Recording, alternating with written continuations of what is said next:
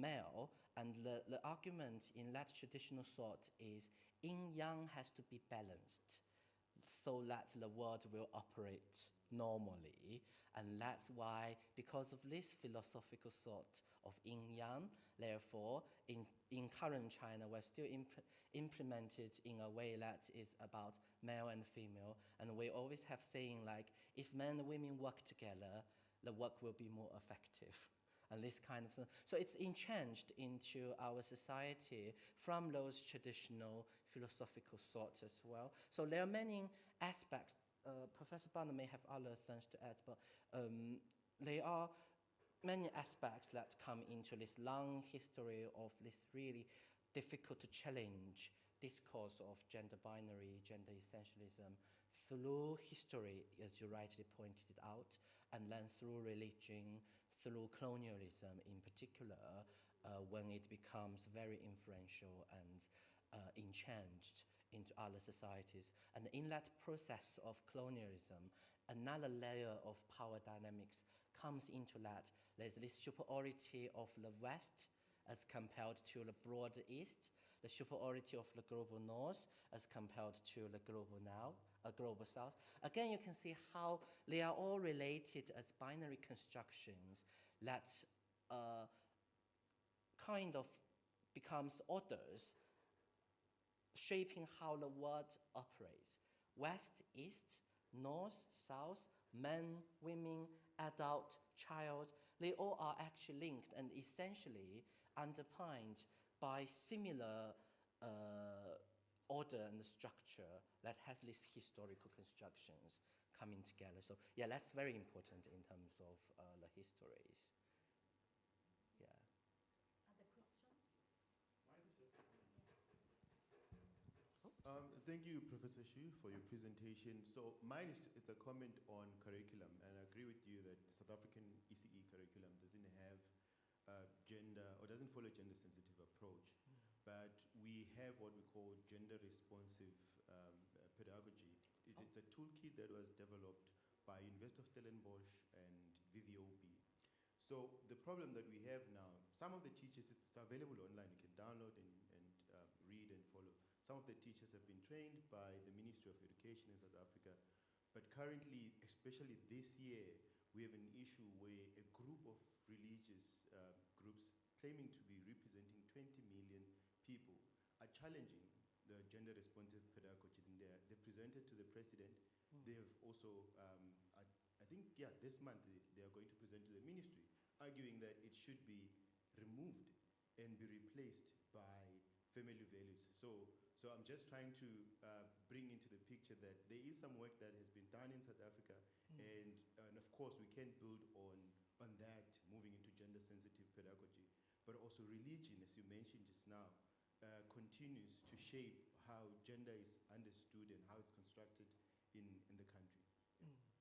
Thank you. Thank you. That's a very important aspect, and I have to say I don't have answers to this challenge, but I would like to hear what others have to say. And what is important here is to bring in this intersectional lens into talking about gender, because you can't simply focus on gender without referring to religious issues, social class issues, and other aspects. So that's really, the same happened in the UK when in Birmingham, when there's a large population of Indian, Pakistani population, and lots of them are Muslims. When the city wants to implement LGBT curriculum, bring in LGBT into primary and secondary schools, the Muslim families, they marched to go against that as well, because of the certain religious background.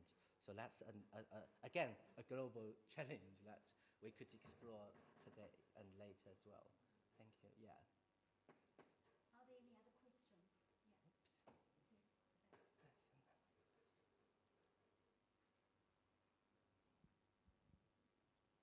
Thank you, Mr. Wu.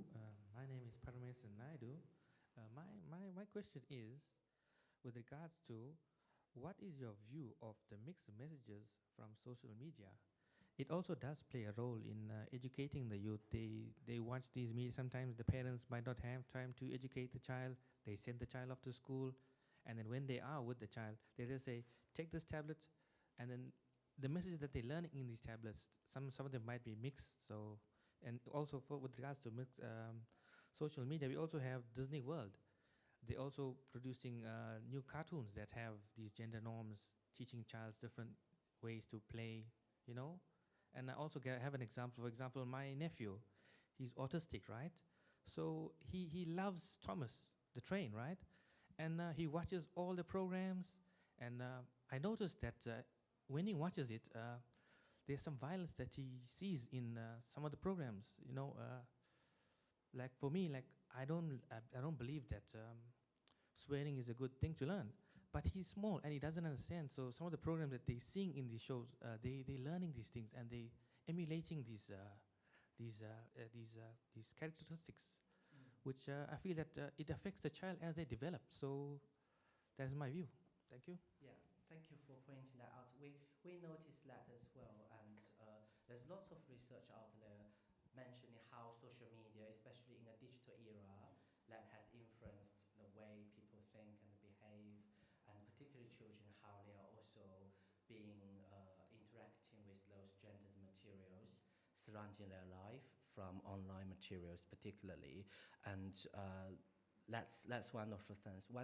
We actually noticed that, and Shista and we wanted to do a project on the role of social media in shaping gendered parenting, and we will hopefully get funding to do that in the next couple of years. But that's another thing. What we are trying to do at the moment is to bring those social media and like children's books and things into the training with teachers with lay out there so they can still be materials that we use to reflect on.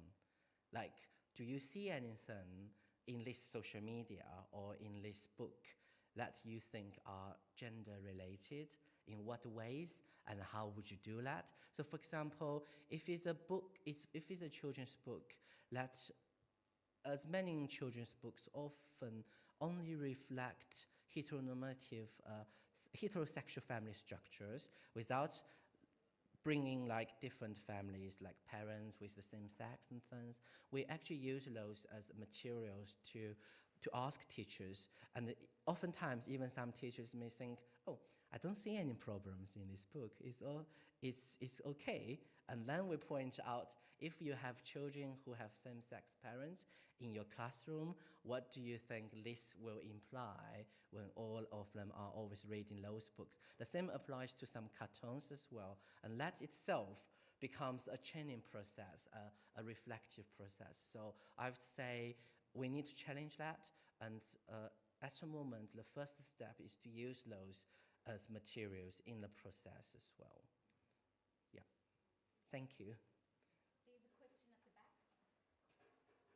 Oops.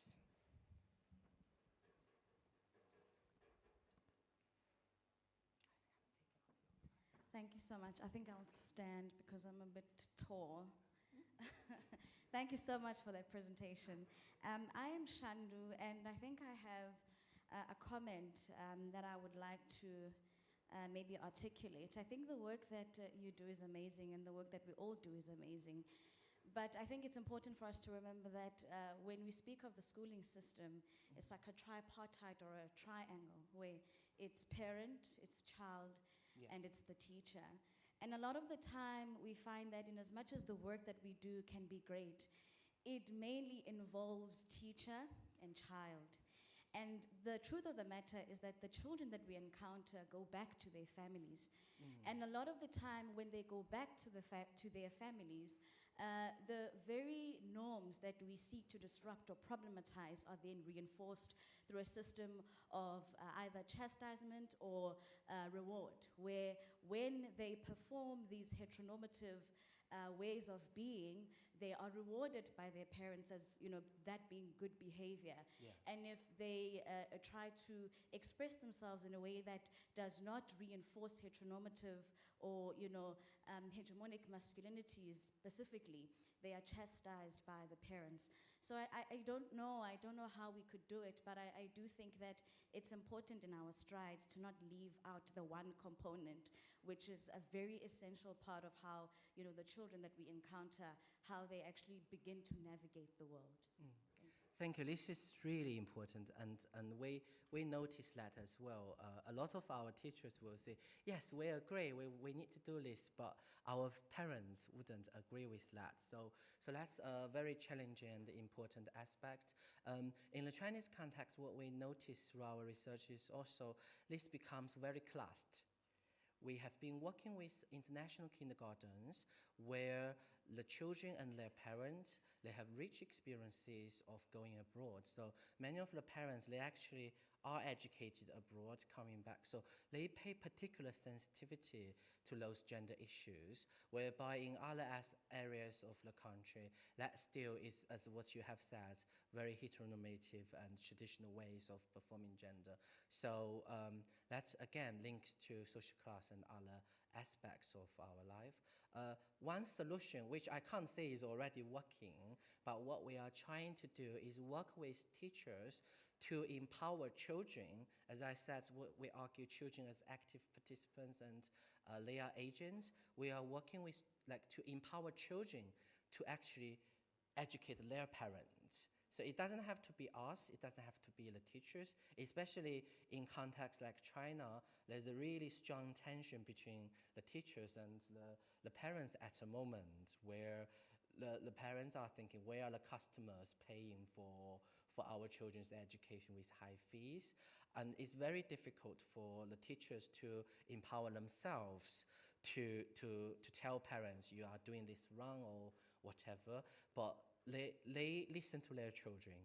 And another context linking into this, I don't know, you may have also heard about the little emperor in China because of our past one-child policy, where it's being a one child, including myself, and then 2 parents, and then 4 grandparents, all centered on that little emperor. So they have power in one way or the other, also because of this one-child policy. So we are thinking about working with teachers to engage children, and then the children will go back home and enlighten and challenge some of their parents' thinking as well. So that's one idea we have, but again, it requires really long-term effort into this. Thank you so much for pointing this out. It's a very important aspect.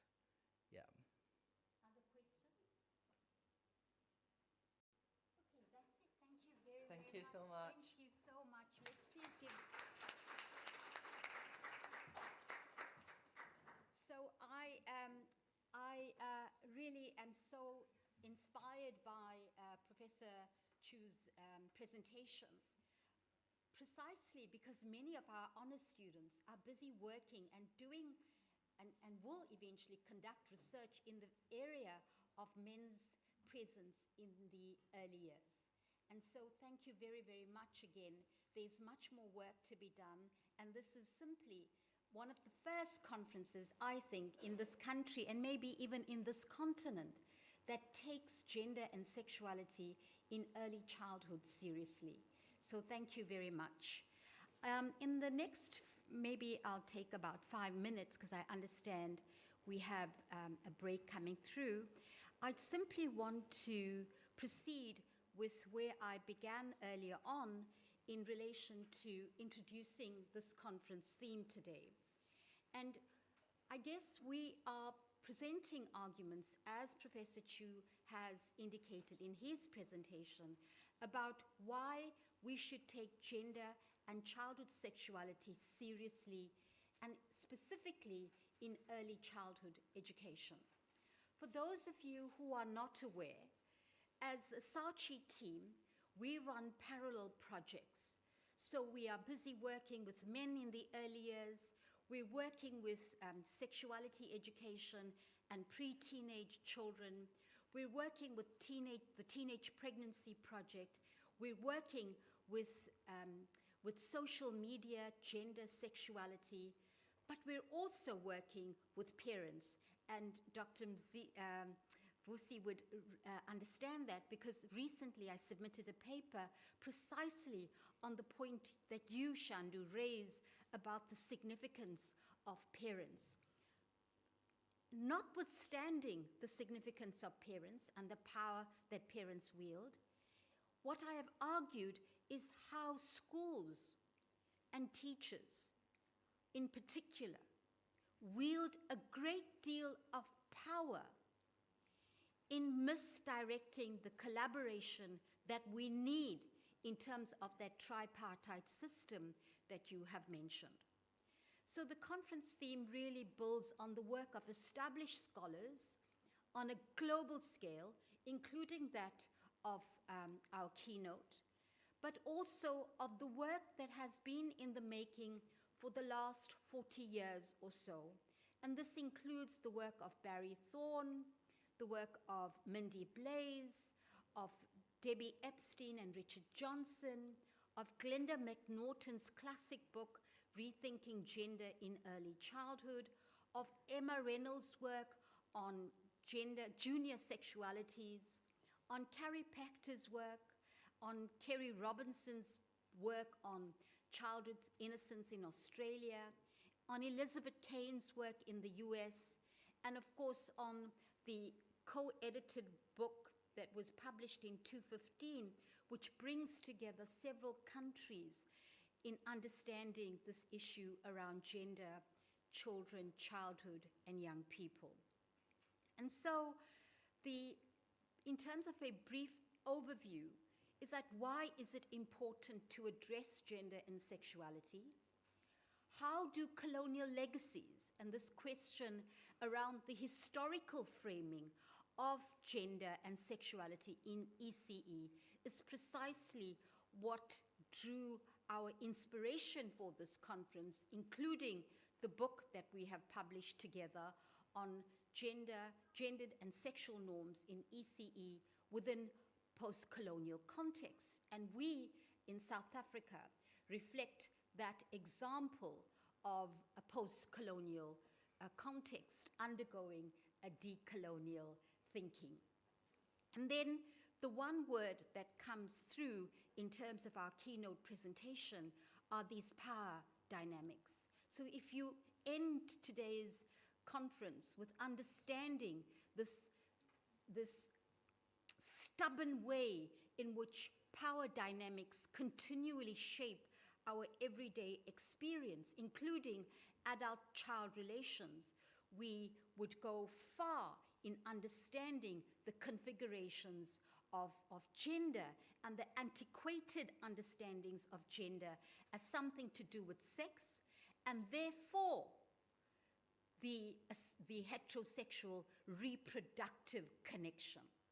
And it is that which we need to disrupt. So how then can a globally informed theoretical framework contribute to our understanding of gender and sexuality, particularly in the global South, whilst also ensuring a localized perspective? As you've heard of earlier on, you've seen how Confucianism, Chinese customary practices, as well as particular norms, whether they're in Scotland or Germany.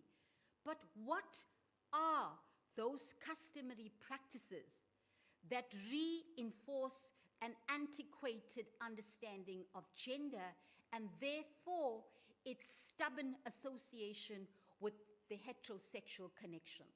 And that, to me, remains a profound contribution, which I'd like to leave you with, that you would make in your own work. Remember, we are not working in China, we are not working in Scotland, nor are we working in Sweden and Germany. But there are 2 points here. And that relates to this theoretically informed perspectives from a global level, because theory, like everything else, travels.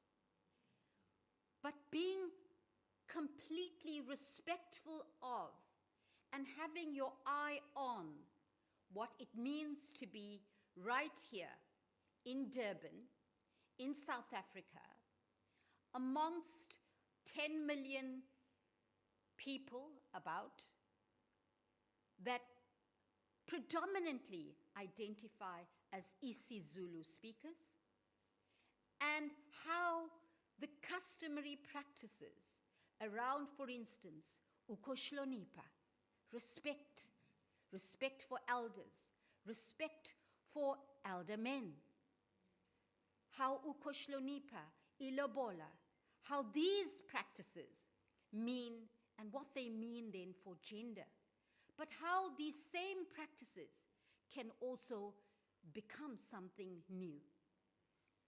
And finally, how can early childhood sectors in the global south challenge the prevailing social norms surrounding gender and sexuality, and what implications, as our keynote so rightfully pointed to, the implications for pedagogical practices and avenues for change.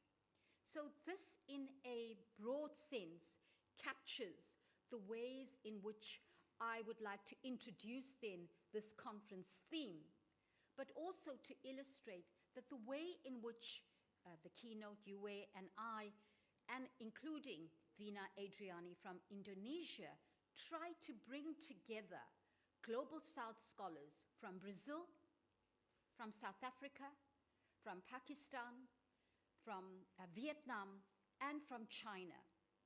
And there was a striking element here, and it relates back to my earlier point, the marginalized ways through which there is research, debate, and discussion, and policy interventions around gender and sexuality in ECE. And that brings me then to the comment that was, and question that was posed here this morning about the power of conservative forces that are being framed as being South African, but actually have global tenterhooks. And that these come through our WhatsApp groups, through social media, because it is within a second that the power of these conservative groups can indeed create stumbling blocks towards the path of avenues for change. So I want to illustrate to you in relation to some of the compelling issues, and these are not the only ones, that mean or gain significance for addressing gender and sexuality in earlier settings.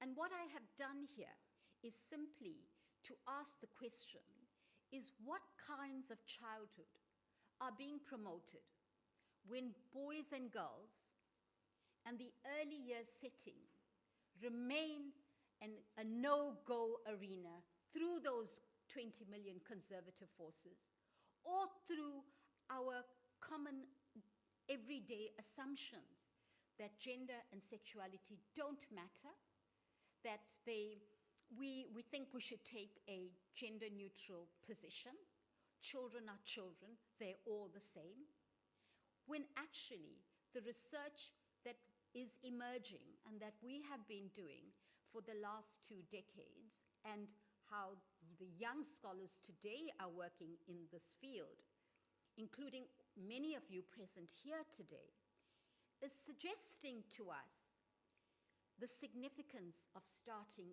early.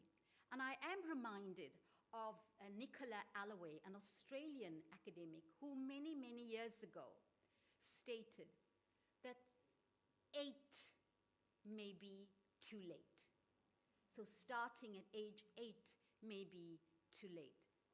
So here's a clipping of some of the issues that frame our lives in South Africa, and these are recent reports of what might have happened if we have pedagogies or gender-sensitive programs in place from right at the start, whether that start is grade or at age 0 or age 6, if we were able to ensure knowledge, values, skills in relation to gender and sexuality that might be important to prevent this instance of rape as reported here. But this is then not the only example. If I look here and I pick this up, this is on 16th February 2024. And a grade 3 learner has been sexually assaulted at Mokopong Primary School in Limpopo. And the grade 3 learner, it was an incident of, or grade R, a third grade R learner, sorry, my glasses. And this child was a 6-year-old. So are we, in South Africa, are we going to accept the continual rape and the scourge of sexual violence in our schools and outside of our schools because of our insistence of denying children and young people the right to sexual knowledge, simply because of the conservative forces which are trying to diminish the status and significance of sexuality issues based on family values. When those family values refuse, in my view, to take heed of these important issues around sexuality. And so, starting early to address the iniquitous nature of gender and sexual relations remains an important theme throughout the conference today. And the work, and these just illustrate to you quickly the work in which these ideas feature. And I would like to see you referencing these important scholars who, including then our recent book. And I want to end off noting the time here is the significance of these colonial legacies that entangle with pre-colonial societies, but they also entangle with customary practices, with religious norms to reinforce the marginal status of gender and sexuality in ECE. What then are the socio-cultural norms? And I mentioned Ilobola earlier. The question that I was posed with in my own research is then how are we going to charge for bride wealth, and that's Ilobola, if we don't have separate genders based on the kind of heteronormative assumptions. So this heterosexual domination and male power is shaped by historical as well as contemporary socio-political contexts. And so it is important to understand how colonialism, the ways in which colonialism, religious norms, local norms, all have fused together to provide a protective strategy against new ways of thinking and to maintain these antiquated understandings of gender. So what we are trying to do today is we want to join the broader international conversation which you've heard of earlier on in the early year settings and to provide then a focus from the South, nuanced by structural inequalities, by colonial and post-colonial experiences, by material realities, by social and, of course, economic distress, alongside increasing unemployment, poverty, but also increasing wealth and the variations between poverty and plenty. So you sitting here might be asking, what then is the relationship between colonialism, structural inequalities, male unemployment in particular, violence, and children. In this conference, we will be exposed to this ongoing interaction between these issues.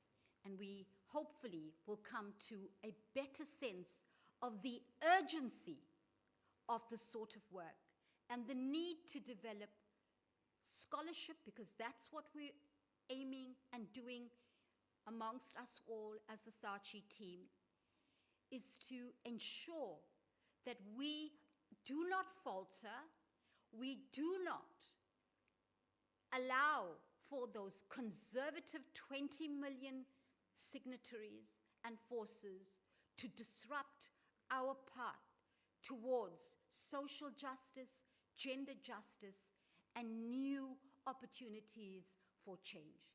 Thank you very much.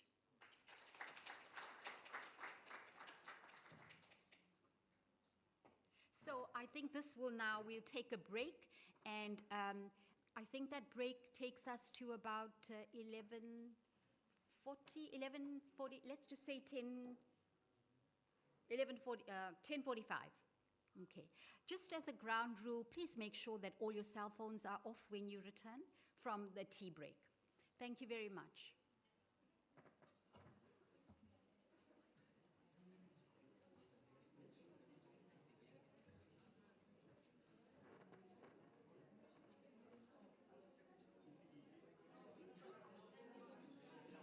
Oh, shit.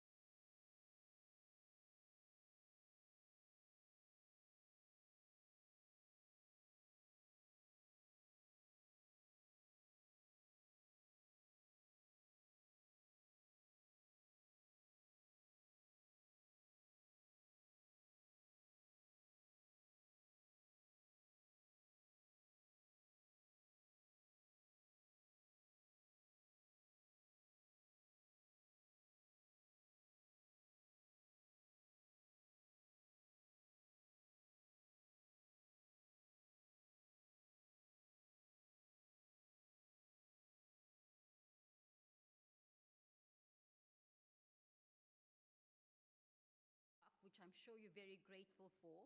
But I would like to continue with my session for at least 10 to 15 minutes, and then I will pose, or I would ask for questions, and before we then commence with the first session, or the next panel session of the day.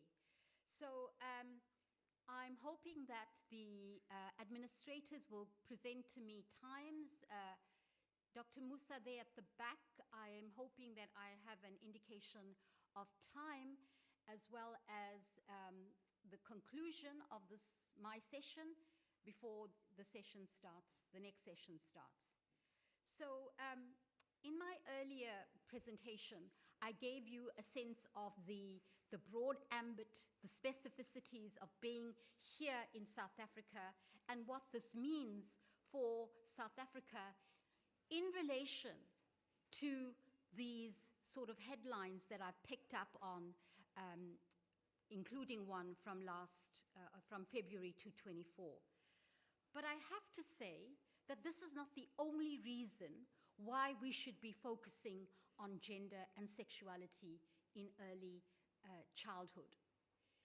Because if you only focus on danger, and these are important issues that are happening, even as we speak, everyday occurrence of sexual and gender violence, which are framed as boys will be boys, and girls supposed to be sensible and respectful. I wonder if you recall the minister or deputy minister going to, I think it was Limpopo province, and saying to an assembly that girls should know how to behave and know how to sit in schools. There was a huge furore. I'm just thinking of this as I talk to you.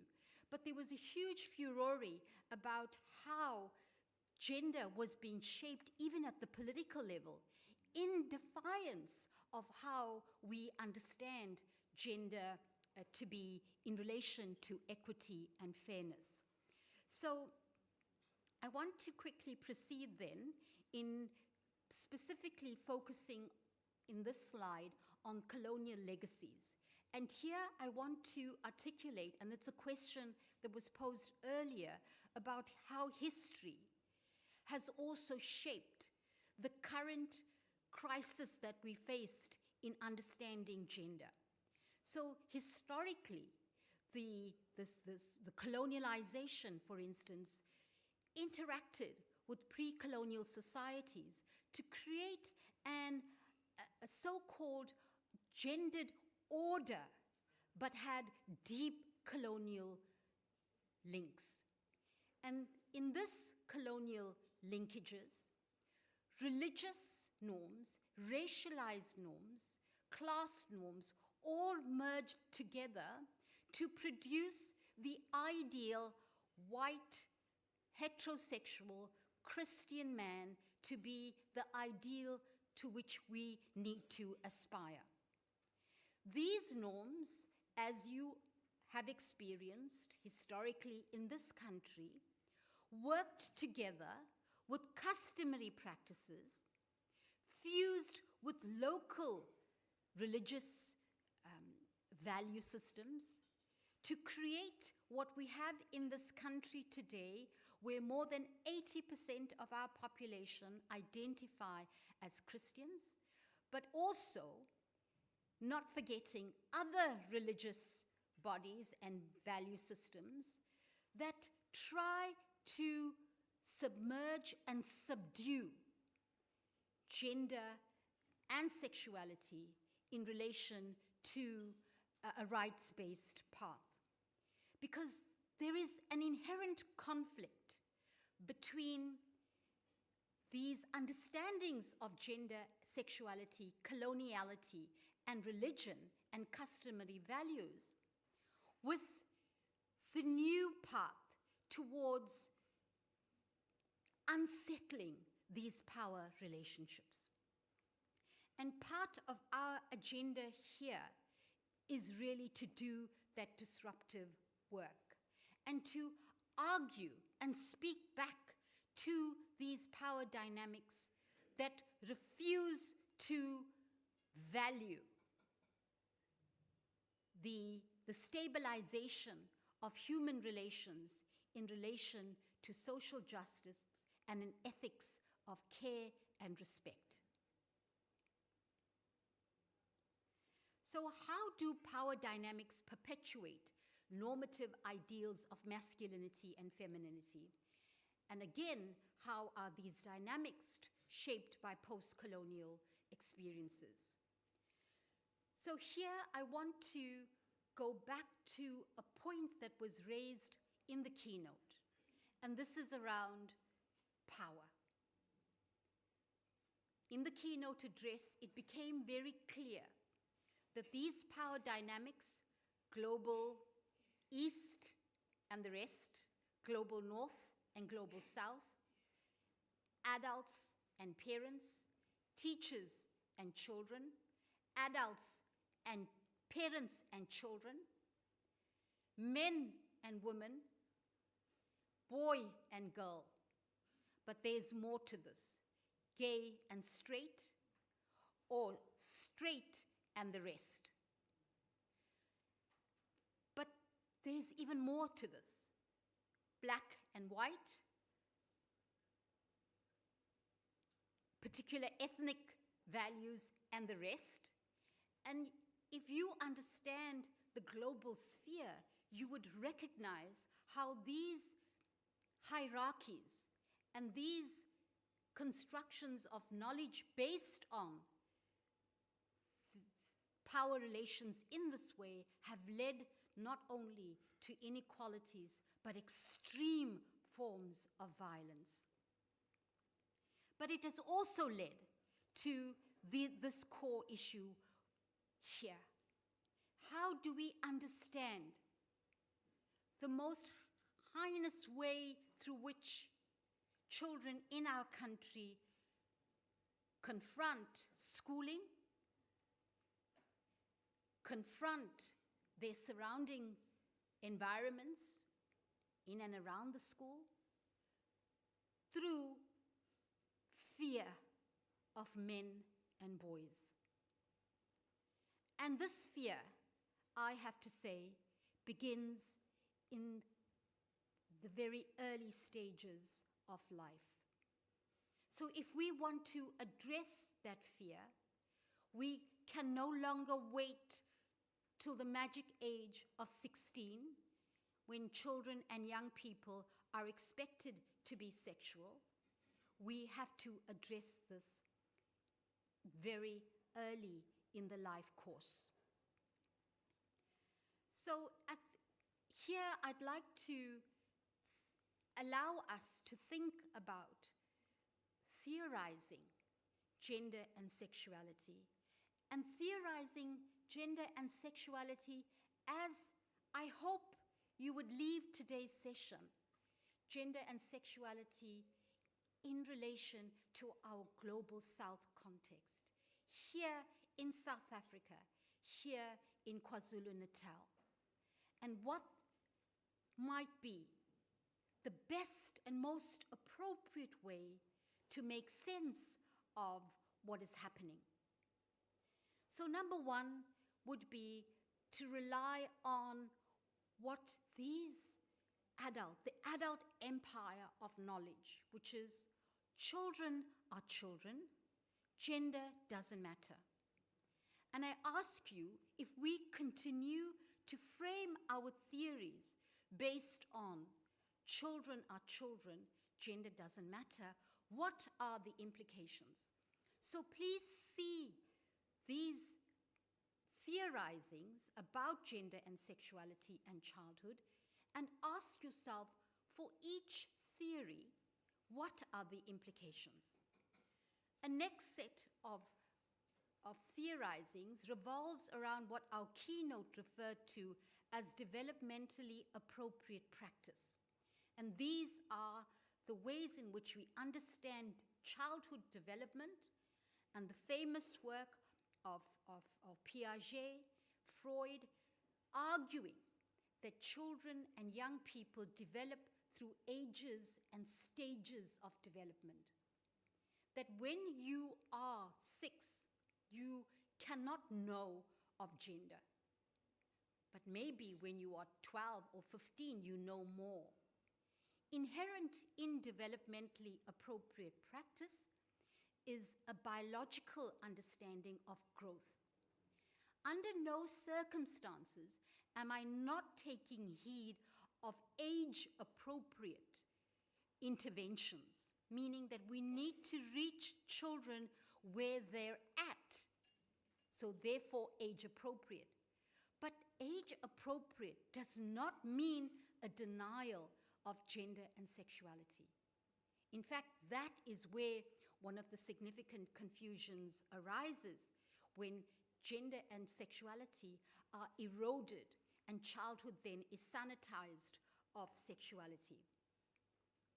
So there is need for theoretical approaches that recognize and respects diverse viewpoints whilst challenging hierarchical structures of knowledge. So we, rely often on the famous work of Colonial. We rely on the work of Judith Butler and heterosexuality. But around these great leaders in the field of gender and sexuality are also other scholars who are making sense of how to understand the everyday experience of gender and sexuality. And some of these ideas are now moving forward, because remember, we need more appropriate theorizing. And some of these theorizing hinge on decolonial thinking. But they also are related to what I want to mention, but I won't expand more, on new materialism, a post-qualitative, a post-humanist way of understanding the world. In a more simple language, is a new materialist framing, and this is the way in which the Saatchi team has now evolved their theorizing, sees all life, all planetary life, as an entanglement. And this means that no longer can we see the white male, heterosexual, Christian, global north to be the only way in which we can understand this tripartite system, using Shandu's words. But what we have to understand is that the world is interconnected, and that to improve our theorizing, we need the methods, but we also need to understand how the human and the more than human are entangled to produce specific, and I want to use the word capacities, but specific possibilities for acting, and how that same entanglement might also curtail that acting. So you, present here today, are part of the revolution of thought in moving how we here in the global south can think about our own circumstances. And I want to conclude with some of my final comments around heteronormativity, which has been indeed illustrated in the keynote, but a key area of our conference theme, how heteronormativity is not simply a separate entity, like you heterosexual and you other, but heterosexuality is linked to gender. It's linked to social-cultural norms. And this requires challenging dominant social-cultural norms. It requires challenging and examining conservative and normative organizational structures. moment, we might ask this very important question. Very often, we look up to the global north and we appear to be taking ideas as if we are the repository of those theories, or that we are the raw data upon which theories of the global north are made. But what can we here speak to the global north about the continuation around the same heteropatriarchal systems of domination and their enduring legacies that continually feature in the global north, as our keynote has illustrated, whether it was in Scotland, Sweden, Germany, or even in the East in China. So what can our theorizing and our research inform the rest of the globe about the continual endurance around gendered systems and heterosexual framings in which power hierarchies are inherent? I'm going to stop there, and I hope that that has inspired the rest of the day's associations with heterosexuality, with gender, with the urgency of addressing these issues in the early years for us all and for a brighter and better future in this country. So at that, I'm going to leave it and then open up for the next session, because it's almost 11:20, or do we have time for questions? Sinead, do we have time for? Okay, we have 5 minutes. I thought someone was going to put the time here, the timing. Okay. So, okay, I'm going to take questions from the audience. And please feel free, even those who are, I understand, and thanks to Dr. Mziza, that we also have some undergraduate students that I failed to recognize earlier. So thank you very much for being present here.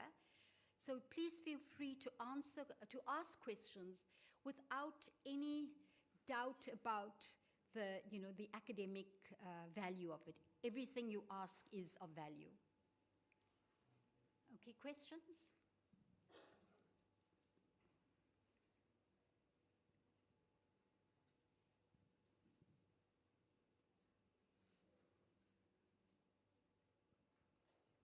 No questions? Okay, there's Vusi. Again, mine, Prof, is just a comment building on what you just shared. And I know that the SACHI team deals with different focus areas. And I want to comment on teenage pregnancy, that, and I'm putting this into the room, especially for those who are doing their masters in honors, to begin to think about how can we curb or address teenage pregnancy in South Africa differently, because I think the introduction of PrEP and also how men behave, the blessers and so on, it's almost we've went back to the early 2000s where teenage pregnancy is still an issue in South Africa. So, and also how can we address teenage pregnancy without, and I'm drawing from the recent comment that was made by the former President Zuma, that teenage girls who get pregnant, they'll be taken to Robben Island. So how can we address teenage pregnancy in a way that doesn't come with threats and doesn't come with, or rather laced with political power? So how can we do that moving forward as a country? Thank you so much. I really appreciate that, and especially for our international guests. Many years ago, our former president sentenced all teenage pregnant women or mothers to Robben Island. And Robben Island, as you know, was the apartheid site for political imprisonment. And so the negativity surrounding teenage pregnancy is so huge that it has reared its ugly head in the last month or so with the same rhetoric, where teenage pregnancy, so teenage mothers bear the burden of, of carrying the weight of what are broader systemic structural issues which stem from all these issues around gender and sexuality that we have been discussing so far. So thanks very much for this. So even if your project is in teenage pregnancy, the theorizing around gender and sexuality is really important in understanding the ongoing stigma, shame, and the gendered burden of care that in terms of the teenage pregnancy project. Okay, are there any further comments or questions? If not, then I'm going to then leave it to the next session, and I really thank you for your attention.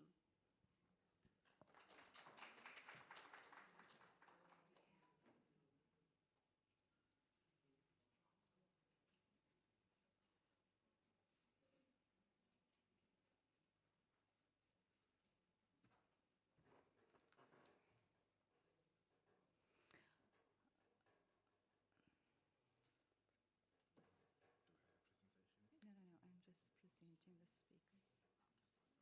Thank you.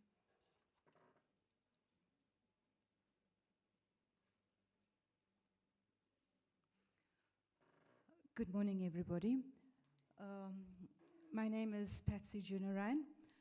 I am a PhD graduate. My supervisor is Professor Bana. That's no surprise that because she's a supervisor for many of the PhD students that are in the room here this morning. I must say at the outset that I am so excited about all the presentations that are going to be taking place this morning.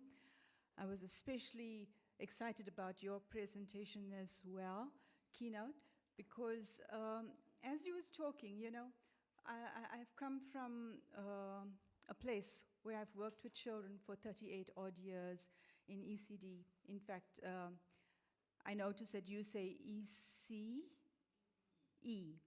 and I'm used to ECD, Early Childhood Development, and I see it's changed now to ECE, Early Childhood Education, I'm assuming. And so it was quite wonderful to listen to you, you know, with all the data that you brought across to us. I really was very engrossed in your presentation. Our first presentation this morning kicks off with Dr. Raksha Janak. And Dr. Janak is actually a senior lecturer at the University of Pretoria, South Africa. She is formerly from UKZN, and you might have seen her in past conferences as well. She works broadly in the field of gender and sexuality. Her current research project seeks to examine the shape and the form of sexual violence amongst girls in South African schools and on social media platforms using the new feminist materialism as a theoretical lens. Her presentation this morning focuses on, it's titled, No, we definitely don't teach that sort of thing. Teachers and childhood sexuality assemblage in South Africa. Ladies and gentlemen, Dr. Raksha Janak. As she makes her way to the podium, I just want to say that we will not take questions after each presenter's presentation. Rather, we will leave the questions till the end of all three presenters. Okay, thank you. Dr. Janak.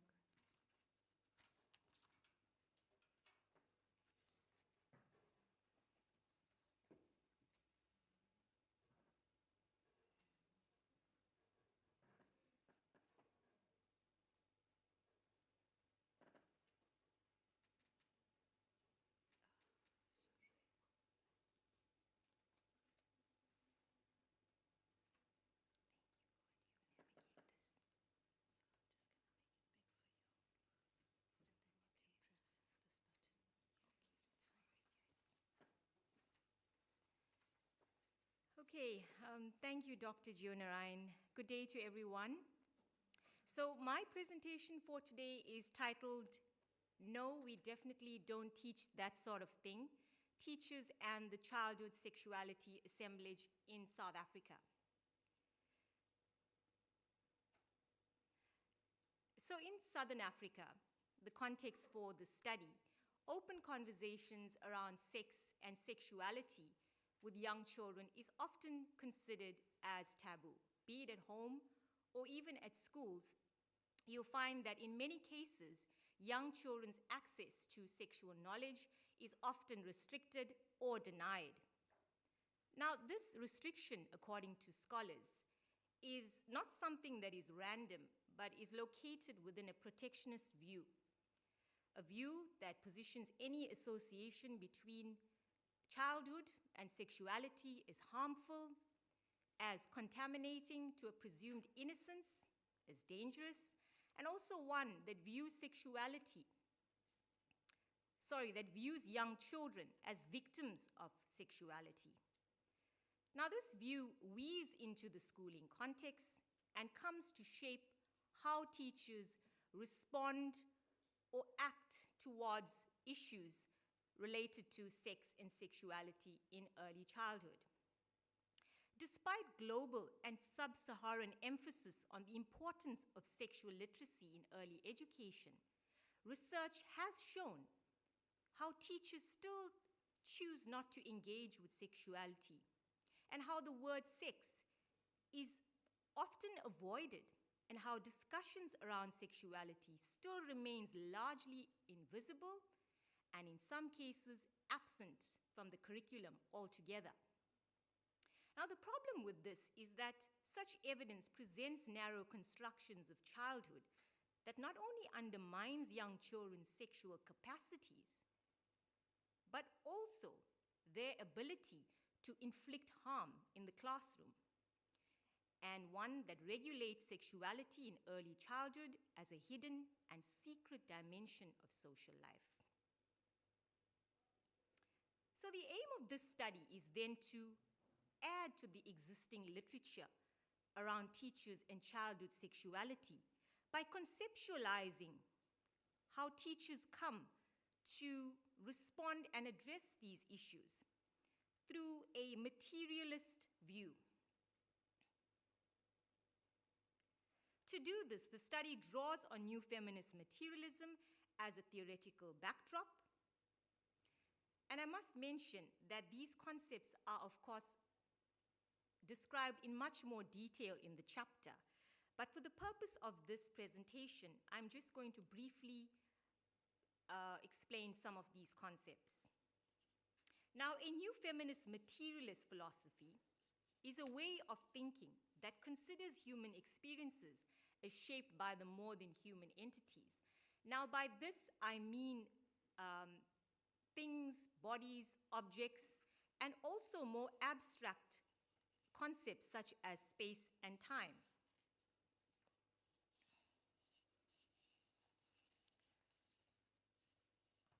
Okay.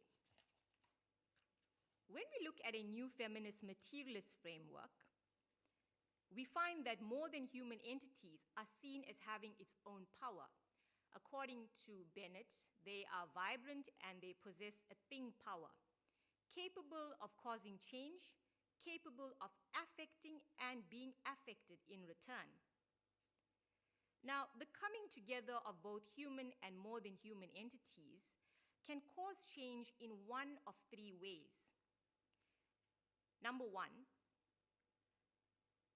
this infusion can impose limitations or restrictions on a body, on what a body can feel, do, or be in a moment in time, through a concept called territorialization. Conversely, these relations may break from these limitations through deterritorialization. But nothing stops these entities from emerging again, and we say re-territorialize this time.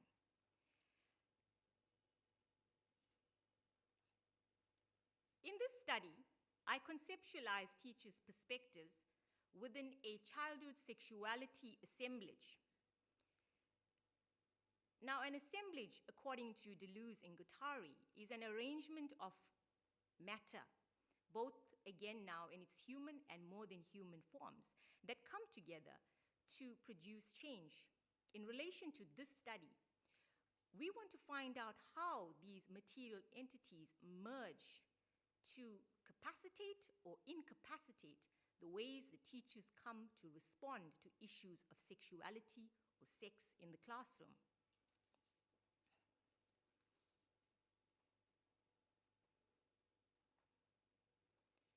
Applying the childhood sexuality in a South African context is quite complex. Now, as Professor Bana mentioned earlier, South Africa is a landscape that is underpinned by apartheid and colonialism. And we need to understand that when we come to understand teachers' perspectives. The assemblage, in this case, is bound by historical legacies, apartheid colonialism, that combines with socio-cultural traditional norms to reinforce rigid understandings of gender and sexuality. For example, in Africa, the presence of homosexuality is complex and sometimes considered as un-African.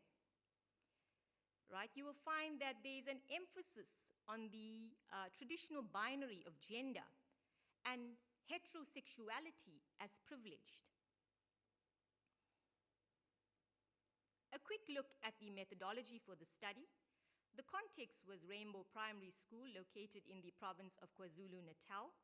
The sample size consisted of 4 foundation phase teachers, all of which were female, as at the time of research, there were no male teachers teaching in the foundation phase.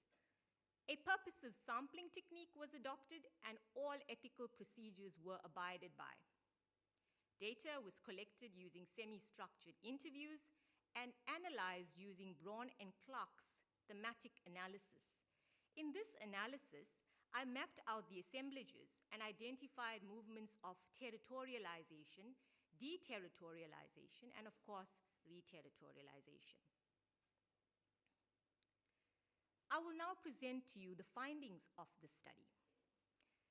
In finding 1, we focus on silencing sexuality, territorializing childhood sexual innocence in early childhood. Now, in this finding, I show how teachers' attitudes, their teaching discourses, and actions in the assemblage are underpinned by static understandings of gender and sexuality that undermine young children's sexual capacities and create restrictions in their access to content associated with sexuality. Now, of significance in this analysis is how teachers' perspectives are embedded with the material. The following excerpts are teachers' responses when asked if gender and sexuality matter and arise in early childhood teaching of life skills, a subject that is taught in South Africa in the early childhood phase. I present to you Delina's response. Very briefly, Delina's response shows how the word virgin has been removed from children's books to silence sexuality. Notice the discursive strategy of teaching around sexuality rather than of sexuality that is evident in Delina's teaching discourse, where teaching content was purposefully adjusted during the nativity play to ensure young children were not exposed to matters of sexuality. Teachers' omission of the word virgin from children's books illuminates how access to knowledge of sexuality is regulated in ways that constrained their capacities to know more. Now, to deem access to sexual knowledge in the foundation phase, as Delina puts it, as risky as Delina suggests, can be seen as to how she herself, as a teacher, operates within the realms of a protectionist discourse where risk is reflective of broader cultural constructions of childhood and sexuality that valorizes children's need of protection. It is important to understand such actions as not just random or produced in isolation, but interconnected to the broader space in which this assemblage, this childhood sexuality assemblage, is located, where affects of colonialism, infused by Christian principles, weaved into cultural norms to normalize dominant discourses of childhood and sexuality. Now, the nativity play here draws on principles that operate within a Christian ethos, heteronormative frameworks where sexuality in any form is perceived as corrupting to a child's presumed sexual innocence. Words like virgin carries with it affects that interrogate these very sociocultural norms and were seen as disrespectful towards femininity.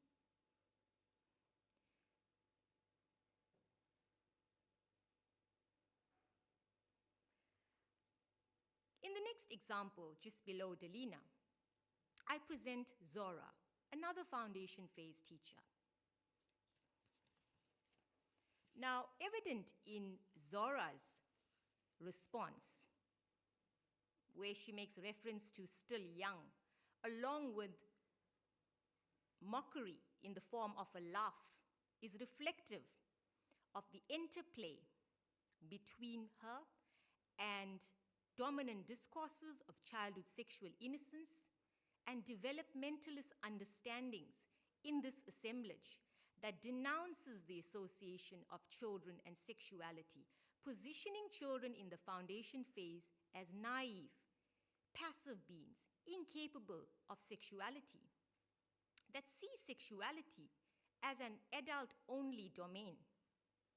The capacities produced in the assemblage here reinforced sexuality as peculiar to adulthood and older children. Now, this is another way how sexuality is silenced through teachers in the early childhood phase. I now make reference to Maria. Maria's example emphasizes a proper femininity through girl seating arrangements and shows how it appeared as deeply gendered, as boys' deportment was not as stringent. Her regulation of girls' decorum, entangled with traditional understandings of masculinity and femininity forged during colonial rule, that privileged male power and sexuality in ways that repressed women's access to control their own bodies, thereby sanctioning young girls as sexually obedient and subservient within the traditional binary. Such understandings of gender capacitated the territorializing of girls' bodies. Here, the crossing of legs in the presence of other boys that prevented the exposure of their underwear. Now, within a materialist lens, materialist analysis, the underwear is imbued with Bennett's thing power that carries potential to interrogate sexual innocence when enacted. Teachers like Maria are aware of its potential to affect other relations, in this case, boys. Hence, policing girls' conduct was paramount in concealing expressions of sexuality. In doing so, this assemblage works to position girls as sexualized, vulnerable beings in need of adult protection, even though they may not realize this themselves. Another prominent finding was the paradox of teachers' perspectives. Now, in this finding, so just to quickly recap, as I see I have 5 minutes left. In the previous findings, norms and discourses come together to territorialize the way teachers respond to issues of sexuality. Now, in these findings, we see how this very same assemblage is deterritorialized, it's disrupted. And I have about 3 examples, but because of time constraints, I will unfortunately only look at one. So this is an example of Maria. Now, Maria's perspective reveals how practices associated with adult discourses, such as kissing, holding of hands, and talks of smoking weed were evident in the foundation phase. This presented young children as capable of becoming something more than innocent. Within a materialist lens, kissing is considered as a material event that extends beyond bodily attributes to include other more than human entities. For instance, the bathroom here, as opposed to other spaces, becomes essential to this assemblage. As the immediate material context of the kissing event that served to enable sexual becomings in young children. Maria also drew attention to children's playground spaces, such as the jungle gym, which was embedded with capacities to expand young children's potential for sexual becomings. Her perspective illuminates how entities of matter become pertinent in children's navigation of curiosity about sexuality, as feelings of excitement sparked at the sight of their peers' underwears and private parts. Such curiosity capacitated the deterritorialization of teachers' essentialized understandings of children in the foundation phase as unknowing, disinterested about sexuality.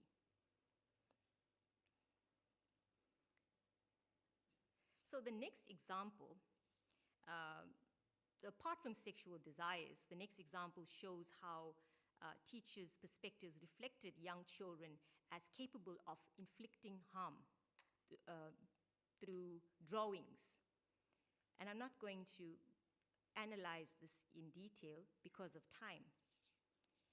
So this study has shed light on the materialist exploration of teachers' perspectives of young children and sexuality in the foundation phase, where attention to matter informed the study. Situating this assemblage within the South African context illuminates how teachers indeed are in an entanglement with the material that is connected to more broader understanding, localized understandings of gender and sexuality that were embedded with dominant discourses of, again, childhood sexual innocence. And this is to regulate sexuality as harmful, whilst producing and reinforcing unequal gender power relations. Now, the implications of the findings are suggestive that teachers' perspectives of sexuality in early childhood are not confined to, again, essentialized discourses. Rather, it incorporates the material. We've come to understand that this assemblage is fluid, it's ever-changing, it's not static, and therefore it can be changed. A deconstruction of the repressive ideologies that underpin this assemblage is indeed possible.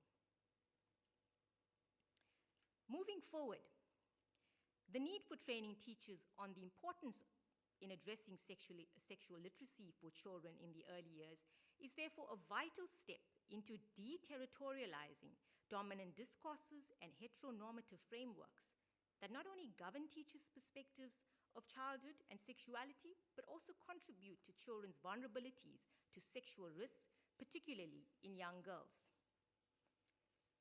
A deconstruction of oppressive norms, as Bana suggests, that structure localized understandings of gender and sexuality is essential to destabilizing teachers' views and promoting more peaceful masculinities. This, of course, is not the work of just teachers alone or parents for that matter. It requires an interaction of all the relations in the assemblage, right? Children, teachers, parents, social workers, local chieftains, the Department of Education, that are essential to recognizing young children as indeed sexually capable and developing respectful relationships that offer support to diverse sexualities, creating a more inclusive childhood sexuality assemblage. Before I end off, I would like to acknowledge Sachi in the conduction of this study. Thank you very much.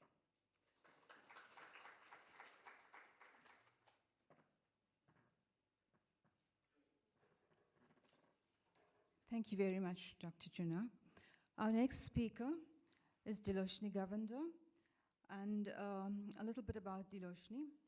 She completed a PhD at UKZN as well.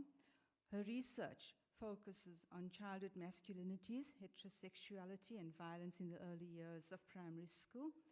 She has published in several international journals, including Men and Masculinity, NORMA, an International Journal of Educational Research. Her topic for presentation this morning is macho males and puppy crushes, teachers and the interplay of masculinity in the early years of primary school. Dilashni.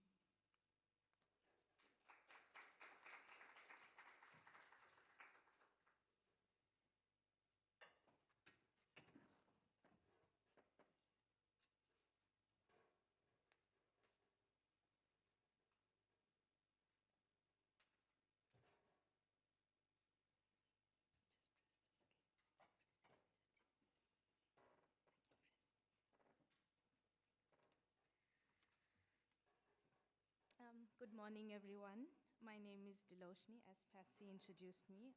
It is a pleasure to be here and to present my paper titled Macho Males and Puppy Crushes, Teachers and the Interplay of Masculinity in the Early Years of Primary Schooling.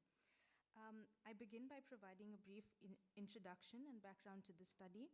So in South Africa and beyond, gender is ever present in childhood, and the early years of primary schooling is an important site for the production of everyday gendered practices. Since the early 90s, feminist thinking about gender and childhood have brought attention to the active ways in which gender is produced in terms of relations of domination and subordination. Since then, a number of studies have addressed junior sexualities, illustrating the need to address the operation of power based on subordination of female and femininity. This scholarship has been critical of biological and socialization models of identity, which produce a unitary and homogenizing understanding of gender in childhood. Despite significant growth of research around gender and primary schooling, scholarship attests to the constraining environments which support traditional understandings of childhood as a state of sexual innocence, thus limiting children's gendered expressions. School-based studies have shown how teachers reinforce gender discourses that are rooted in outdated understanding of child development, socialization, and gendered roles, which often reproduce patriarchal relations of power. These dominant discourses continue to be a powerful locus for teachers' understandings of gender in the early years. Given that teachers have a significant role to play in everyday school systems, how primary school teachers in South Africa make sense of gender in their classrooms have important implications for addressing power relations and the effects of gender inequalities and domination. In this study, I examine the meanings that South African primary school teachers attach to young masculinities and how their perceptions of childhood gender and sexuality shapes the formation of masculinities in the early years. To contextualize and theorize masculinity in South Africa, so masculinity is socially constructed. It is a multifaceted concept. Identity categories such as race, class, age, history, and social context intersect, infuse, and overlap in countless of ways, resulting in the construction of plural masculinities over time. In many societies worldwide, the hegemonic pattern is celebrated as a supreme and advanced by male power, which is exercised over other masculinities and femininities. In the South African context, masculinity is tied to historical underpinnings, whereby social and cultural norms that validated male power, violence, and patriarchy were employed by South African men to mediate their socioeconomic weakness and the subordination they experienced as a result of colonialism and apartheid. Apartheid reinforced rigid notions of gender and sexuality, and religious principles regulated gender binaries, thus sustaining the male-female dualism. Heteronormativity was also an integral part of colonial and apartheid South Africa. It was promoted as natural, moral, and while homosexuality, according to religious and patriarchal beliefs, were erased, criminalized, and under surveillance. Colonialism therefore produced a somewhat singular heterosexual narrative of South African societies. Indeed, historical remnants of these ideas remain rooted in religious and social practices to date. In contemporary society, in contemporary South Africa, for example, failure to perform or possess hegemonic patterns result in boys being vulnerable to victimization and being considered as sissies or being unauthentic and un-African. Additionally, in patriarchal households, male authority is normalized and women are expected to be passive. This contributes to unequal gender relations within South African families.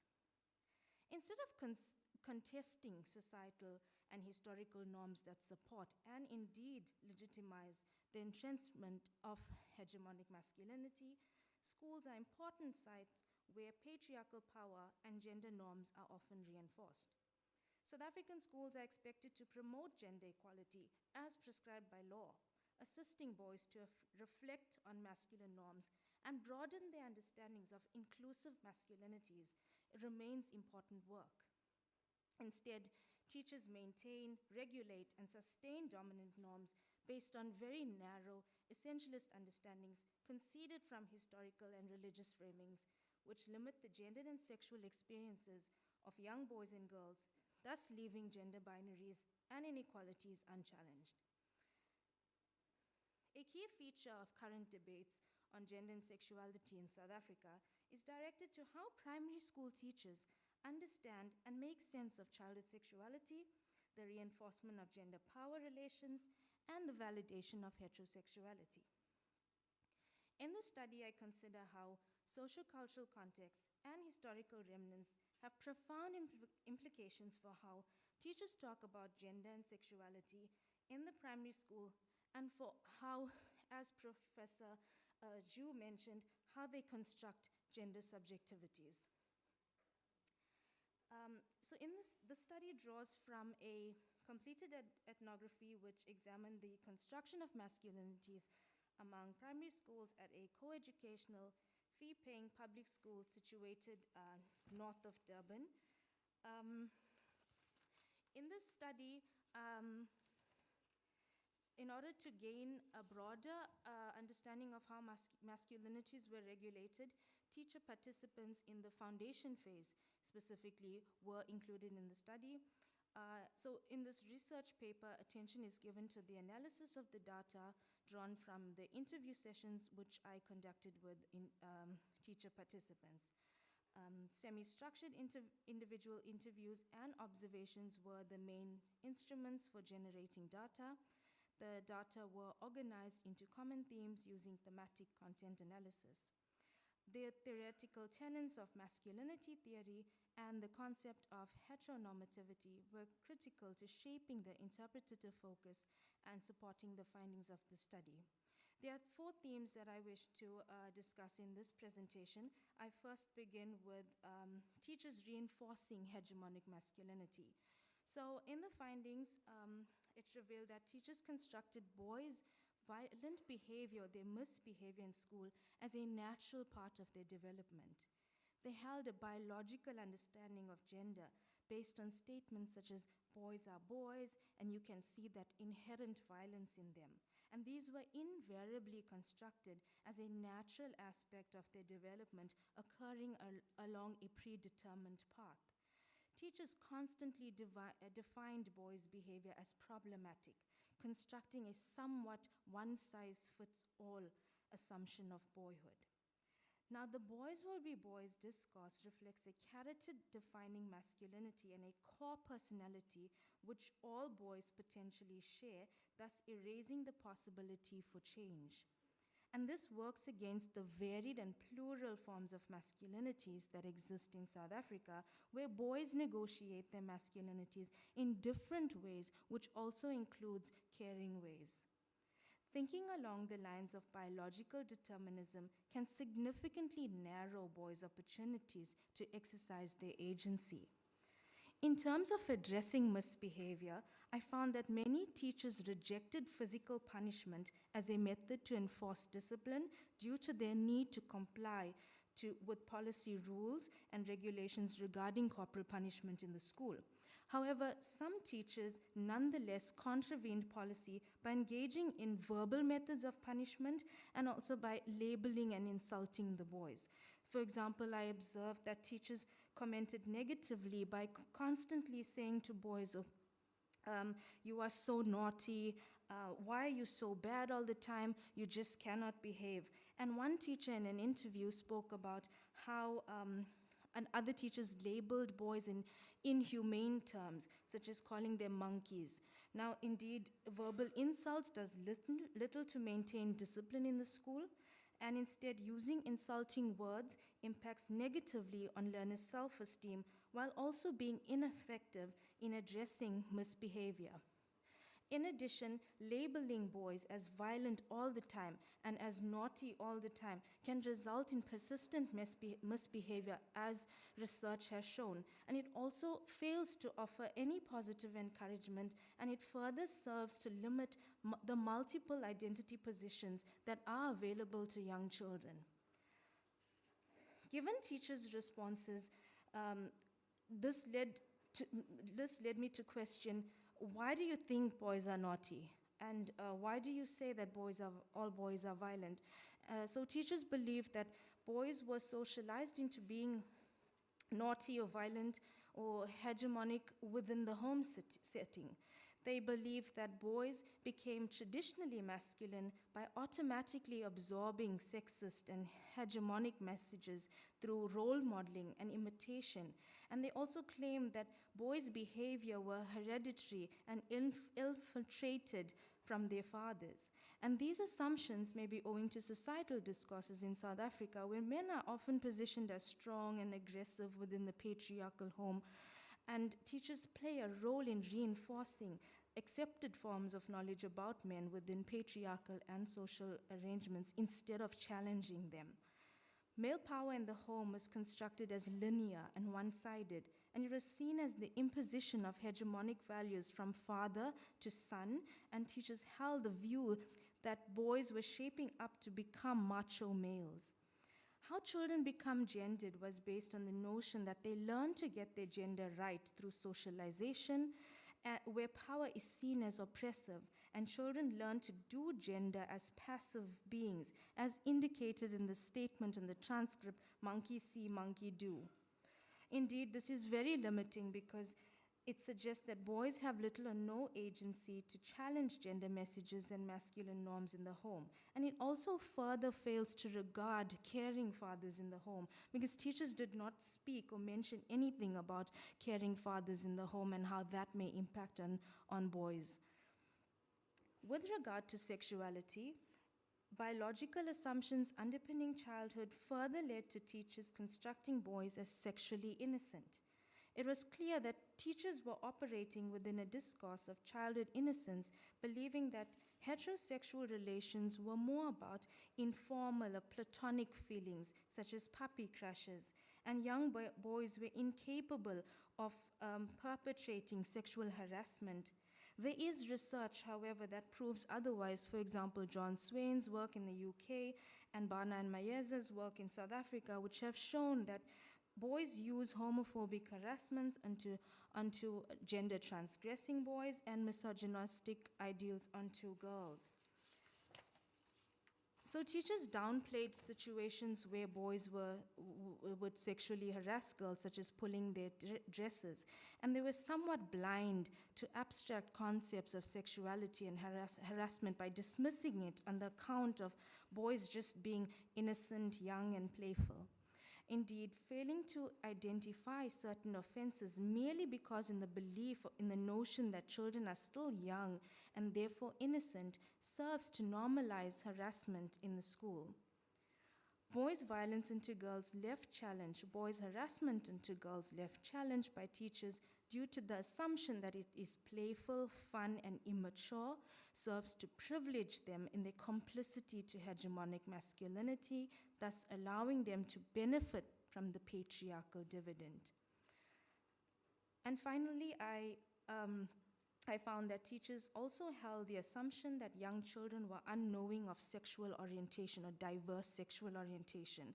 and teachers who encountered non-conforming or diverse identities sought to regulate boys' masculinities and bring them back into line with heteronormative standards.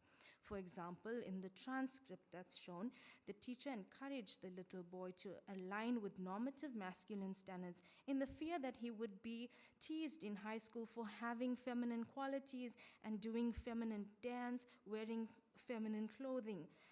She did not consider transphobia serious in the primary school, and instead of working against discrimination in the primary school, she sought to disrupt the gendered behavior of the young boy. She also downplayed the possibility that young children can be transgender, claiming that non-conforming practices were simply fun and joke to them. Yes, boys are under the pressure to get their gender right and to construct an appropriate gendered world in order to be accepted by others within the school culture. And by successfully adopting the school's gendered culture, they are able to establish a legitimate place in the system's hierarchical structure of power. Within this context, teachers regulate and control those who reject acceptable ways of doing gender, with the aim of molding their identity to fit with the normative gendered and sexual frame of the school. And in doing so, teachers play a powerful role in producing and maintaining power hierarchies and gender inequalities. In several South African schooling contexts, binary gender and heteronormativity remain a key organizing factor despite the increasing recognition of diverse gender and sexual expressions in the country. This is particularly problematic because the construction of heterosexuality as the norm and the silencing of sexually diverse learners signify a betrayal of South Africa's democratic principle of respect for sexual diversity, and also the South African Schools Act, which promotes non-discrimination and sexual diversity. So it was evident that when teachers talk about childhood gender, they don't just talk about the context of schooling. Most of it, they talk from the context, the broader social context, the broader historical context of heteronormativity and hegemonic masculinity in the home and within society. And they manifest this in what they do and how they think, which is embedded within the colonial and apartheid project, and the remnants of which are found today. The teaching and learning of sexuality in primary school continue to be plagued with controversies and tensions, steeped in anxieties from the larger cultural, religious, historical, and social discourses which presume that sexuality in childhood is irrelevant. As a result, diverse sexual expressions and sexual knowledge in childhood is overlooked. Teachers regulated boys' gender with the aim of molding their identity to assimilate with gender normativity. And in doing so, boys were afforded access to power in ways that reinforced harassment, heterosexual entitlements, and gender inequalities. There is definitely need for teachers to identify, question, rework their gender subjectivities, and to decolonize historical and cultural discourses of sexuality which prevent them from recognizing children's agency and diversity. Indeed, there's a need to reject static accounts of masculinity in South African society, which assume that children learn to be gendered through socialization and male role modeling. In order to effectively challenge dominant and limiting discourses of gender, teachers' understandings of childhood should be informed by sophisticated and requisite knowledge of masculinities as complex, dynamic, shifting, instead of unitary, natural, and without agency. Thank you.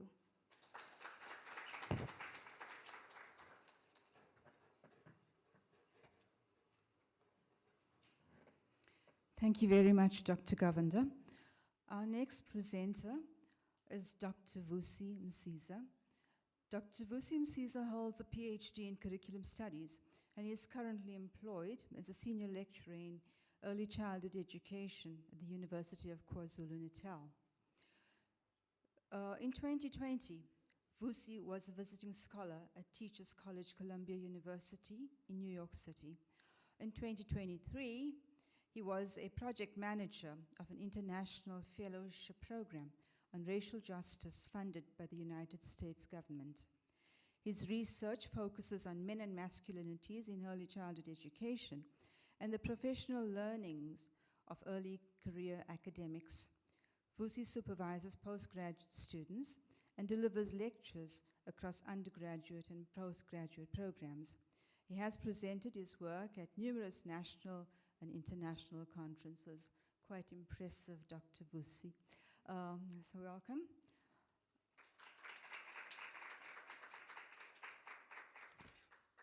His presentation this afternoon now is titled When Nature Calls, How Male Teachers Negotiate Gender and Care Work in Early Childhood Education.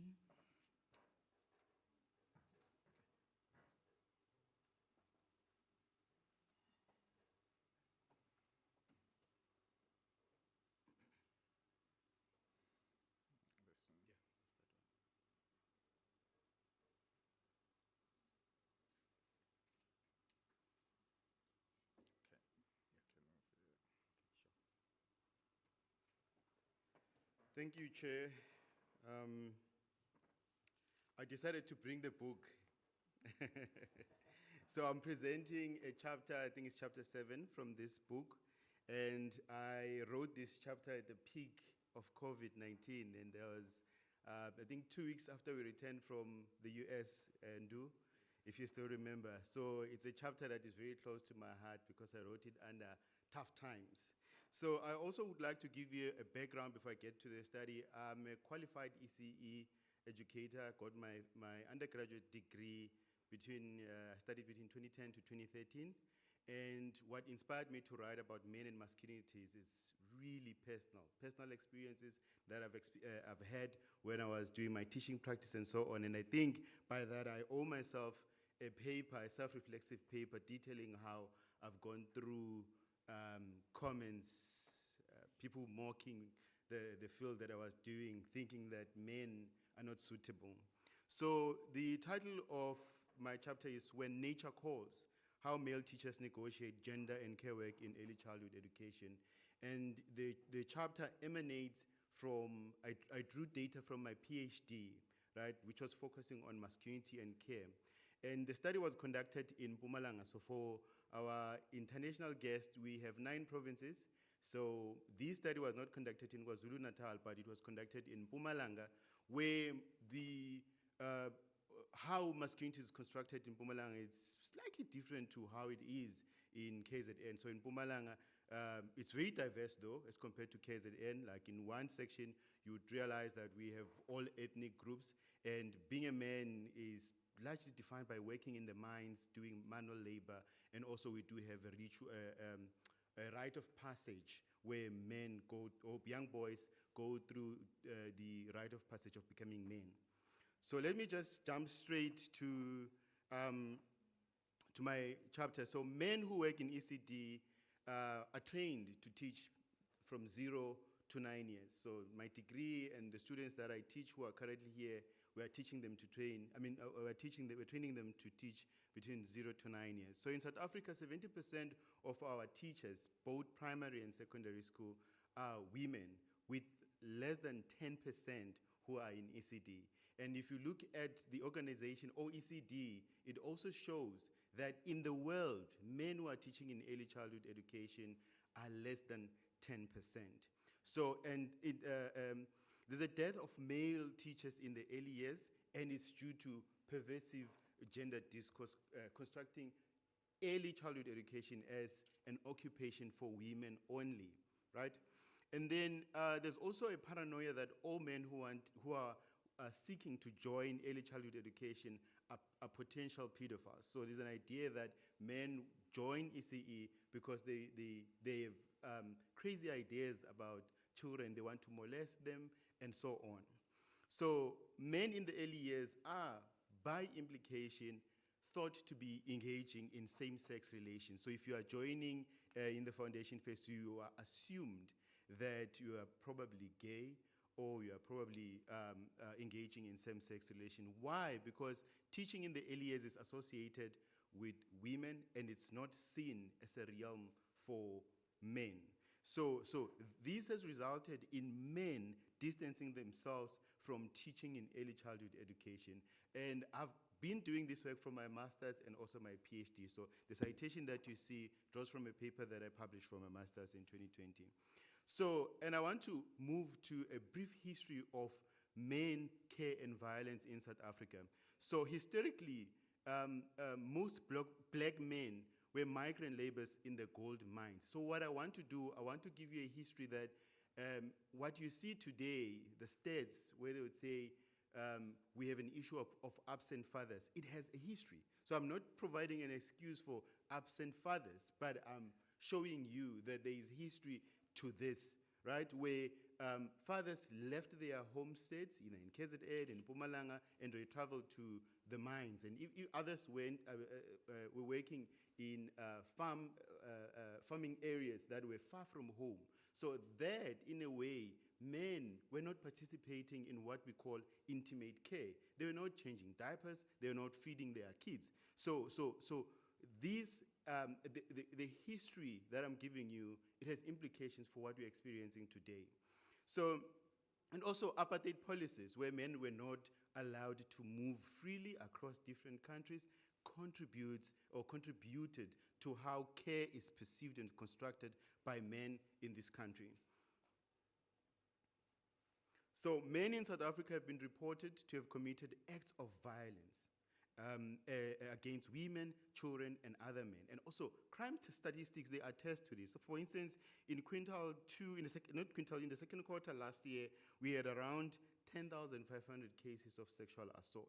So men have been participating in acts of violence, right? So I'm also giving you a brief history of men and violence in South Africa. And lastly, at the peak time of HIV and AIDS, around early 2000, men believed, or they believed into a myth that raping actually infants, it would cure their HIV in their bodies. So they used to commit all these acts of violence. So I'm painting a picture to you of men and violence, and later on would move to what I found in my study regarding masculinity and care.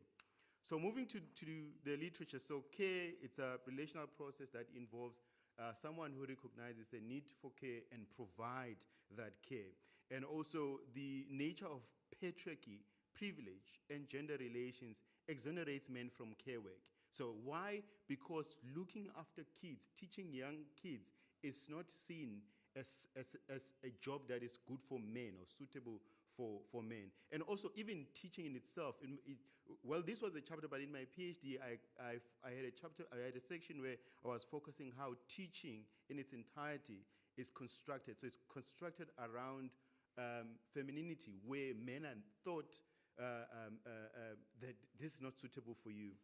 So again, care is class defined, is also gendered, and also is race-based. I mean, by this, you can even think about how care has been provided in the past. Who was providing care? Mostly women. Who was providing domestic care, right? Even the auntie that works at your home, that raised you, it was women, right? It has always been gendered and also raised, because there's a particular race that has been providing care. So that's also a brief history of how care has been enacted in the world and also in South Africa. So teachers in the early years, and this is what I used to experience, when they say, okay, Vusi, you're training to become an early childhood educator, and I would say yes. And the first question is, how are you going to address learners who mistakenly urinate or defecate? That was, and I'm sure that some of the students here who are men who are doing ACE, that's the first question you get asked. So men are policed when performing these practices. For instance, I'm drawing from a scholar, right? I think it's an Australian scholar. In his article, he declares that he's openly gay in his school, and he was interrupted when he was changing a nappy, and he was told that this is women's work. So this highlights that the issue where ECE is constructed as an occupation for women is not only in South Africa, but it's global. And even our keynote speaker highlighted that.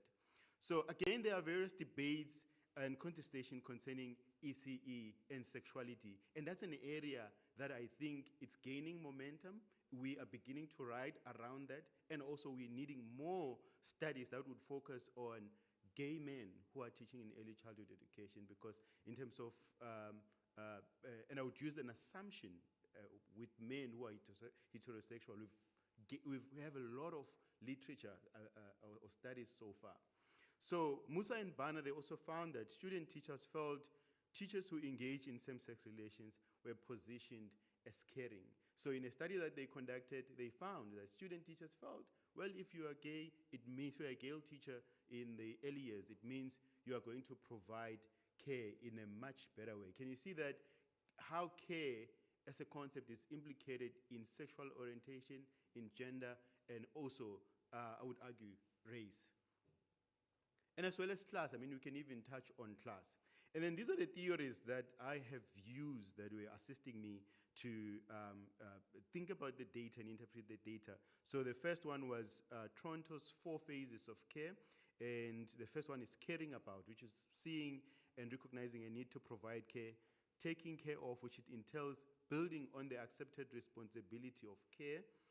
Caregiving, it involves performing the emotional, physical, or other types of care recognized in the first phase. And if you can think about your own self sitting there, how do you place yourself in these 4 phases of care? You can see, or you would see that some of the ways in which you think about care, they are also gendered. And the last one is care receiving. It occurs when those cared for respond to the type of care provided through actions that indicate that indeed care is received. And in most cases, men don't speak about the need of care. And another one, the theory that I used was the Colonial's theory of masculinities, and I think Professor Bana highlighted that our work is mainly informed by the work of Ryan Colonial's theory. So masculinities are a configuration of practice within gender relations, and they are historical. So I think Deloshny did mention that other boys were constructing their masculinities they thought masculinities were hereditary, and that's not the case when you're looking through the lens of Colonial's theory. And there are also multiple, so we've got subordinate masculinities and so on. So masculinities change over time, right? Being a man changes over time. So there's no way that you're going to be a man similar to how our forefathers were, or even our fathers. And even our sons going forward are going to construct masculinities differently, and masculinities are understood differently, locally, regionally, and internationally. And even within South Africa, as I said, masculinities are understood and enacted differently in KZN, Gauteng, Limpopo, and so on. So in doing the study, I adopted a qualitative approach because I wanted to understand their lived experiences, and I used narrative inquiry. So in my master's, I used a case study methodology, and when I incorporated the concept of care in the PhD, I was concerned, and I thought stories would actually be the best methodology to elicit data from the participants. So I used narrative inquiry by Colonial and Colonial, and I used interview conversations, which are different from semi-structured interviews. So they follow the same format, but this one are more relaxed, long, and I had 3 sessions of interviews with each participant. So in the PhD, and allow me to jump between the PhD and the chapter. In the PhD, there was also letter writing, where the participants were writing a letter to me, telling me how they understand the concept of care. So the participants used a language that they were comfortable with. It was mainly isiNdebele and Sexuality, sometimes English. And all the participants were African black men from the province of Mpumalanga. And it was across the province. I traveled the entire province. So I recruited through Snowball because I know people that I studied with, people that I taught. So they referred me to others who studied in other universities. The analysis, I followed the method of Paul Kinghorn. The first one was the narrative analysis, where I took the transcripts. I've got 5 minutes, okay. Where I took the transcripts and then moved to themes. So let me get to the findings, because I have 5 minutes. I had two themes in the chapter. The first theme is masculinity as a symbol of fear. So men in their everyday lives encounter different experiences of providing care. And there's this notion, or rather something that we experience as men, where we are feared just by being a man. And we know that this is connected to violence and is connected to what our keynote said earlier, that parents would say, I'm going to tell your father when he comes back. That builds up to the notion of fear.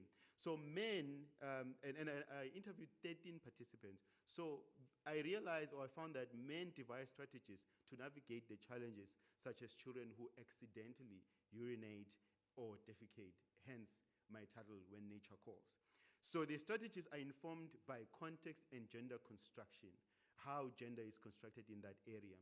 And I'm going to read a few vignettes. So this one by Elias. My first experience was when children were scared to come and ask to go to the bathroom. As a man, I realized that some of the children were scared, and when I asked questions, they would get nervous. One child was scared to come and ask for the bathroom. The child eventually peed on himself. I then had to find strategies to handle such situations so that they are all free. So the child was scared because of fear of the image of a man. So as argued, men in South Africa remain the prime source of spontaneous violence, which adds to the fear that I've already elaborated on. The fear of men resulted in one child accidentally peeing in class. So again, Musa, what I usually do is allow the learner to go through the bathroom, but I monitor the time and the frequency of the request. So basically, Musa is using a toilet routine, which is very important in the foundation phase. I teach students who are in ECE. So toilet routine is very important to avoid such things because they are fresh from home and they are getting into the system of schooling.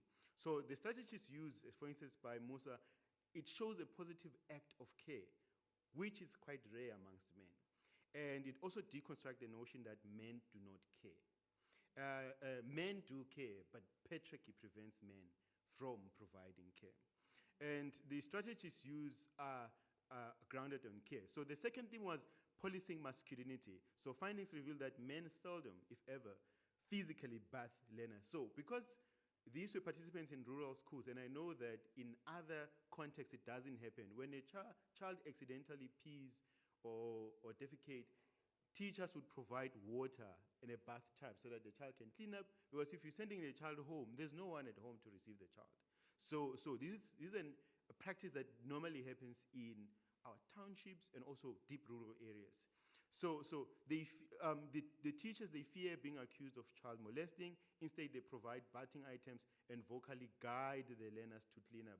These occurred mainly, as I said, in rural schools. So I just want to highlight one vignette by Cyril. In my experience of teaching, I've encountered learners who pee and poo on themselves. I usually ask the learner to go to the toilet and guide the learner. And sometimes, according to Cyril, he would outsource the caring activity to a female staff member or an EPWP employee in the school, right? So, and that shows that in a manner in which Cyril is providing care is premised on patriarchy, but is also premised on fear, because men, their masculinity is policed, right? We can't trust you.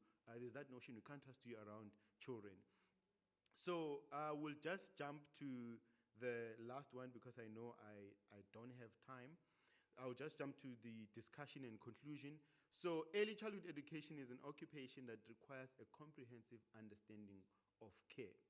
And to address gender patterns and biases, it's important that we foster and support a sense of agency. So when I teach in my class, as an example, sometimes I deliberately, especially in my life skills module, I deliberately address the male foundation phase students and almost bring it to the fore so that they understand the context and also they understand the support that is there in order to provide them with the knowledge that they are able to care, they should practice care. There's nothing about them as men that should actually prevent them not providing care. Although South African men have been seen to be violent, the findings showed that they are beginning to immerse themselves in caring practices, right? Because what I also found, and I skipped the vignette, was that one of the participants, he preferred to physically bath boys than girls. And his argument was because, and he became chivalry about it, that because I'm a father, so it's my responsibility to do it. So professional identities, they are also constructed in line with fatherhood, and that happens a lot in South Africa. So we need to consider difficult questions regarding care receiving. Are learners' rights, preferences, not in some vital sense violated when teachers outsource female colleagues to offer certain types of care? And the reason why I raised this question was one of the participants said, we went out for athletics and a female learner was injured.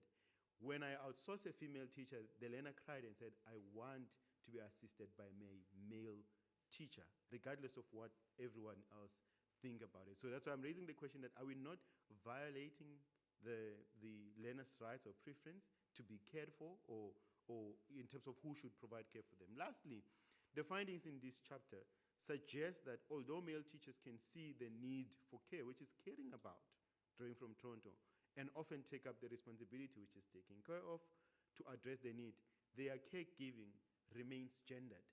While my PhD and subsequently to this chapter has revealed this, there's still more work to be done, and I would love to see participatory work or participatory action research on moving forward on how we can get men to do the actual care. Thank you.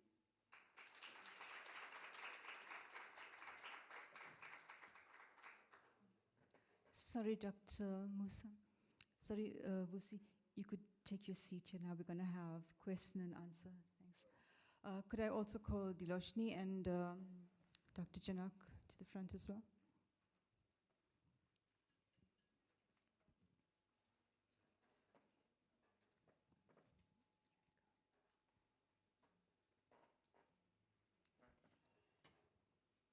Okay, firstly, a very big thank you to all three presenters. Your presentations was indeed beautiful, very, very well presented and thought out.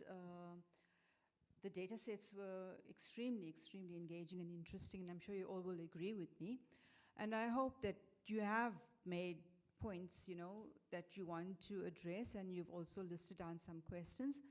And now's your chance to put forth these questions to our presenters over here. So if you do have a question or questions, please raise your hand, and then the people with the mic will come to you.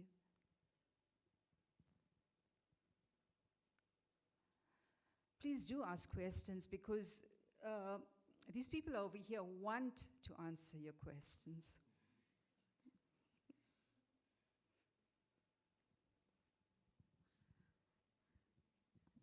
So this is a question, thanks very much. It was just extremely inspiring. I mean, I'm just in awe of all three presentations. So what will it take?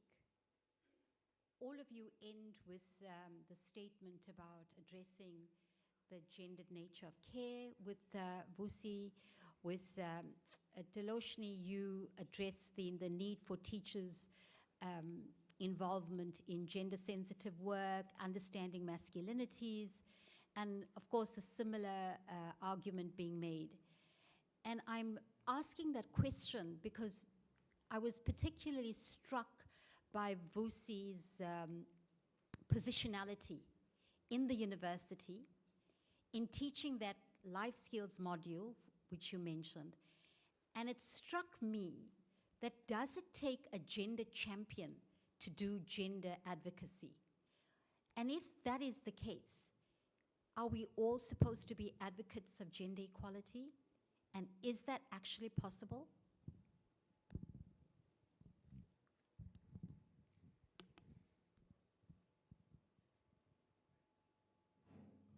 Thank you, Prof, for that question. I actually, I think it takes a gender champion to do that. And the reason why I'm saying it, there's a paper that I wrote with Overgang last year where we were reflecting on our experiences of working in an ECE discipline as men, and engaging with colleagues, engaging with the content. So it really, some of the people countrywide, they view gender content as a taboo or as something that they don't want to teach, they don't want to touch. And quite often they'll say, we don't understand it. So I think it takes a champion, but for me to do that, I'm deliberately trying to create more champions so that to create a space where it's conducive for everyone to engage on gender discussions or discussions relating to sexuality education. Thank you, Prof. I think in terms of it takes a gender champion to bring about change. I think in a school setting, the biggest problem is that teachers are not aware about what's going on with children. They are not aware about how gender matters to the lives of children. And then this is difficult to bring about change within them. And I think what is needed is just to open up conversations and dialogue with teachers. But not only with teachers, remember, the teachers that are at school, they are also parents as well. So when they talk about gender, and when they think about gender in childhood, they don't want to know children as knowing about sex and sexuality. They don't know how much children know. And as parents, they don't want children to know. So it's very hard. It's the anxiety that they have about opening up these discussions, but we need to make them aware that, you know what, this is what children know. They know sex. In my study found that they're watching American Pie. And teachers and parents don't know that 8-year-olds are watching American Pie. So it's more about creating an awareness, opening up conversations which not only include teachers, but also parents, religious leaders, the broader society, and hopefully we can have and create gender champions in that way when they are able to know what children know and work from there. I hope that answers.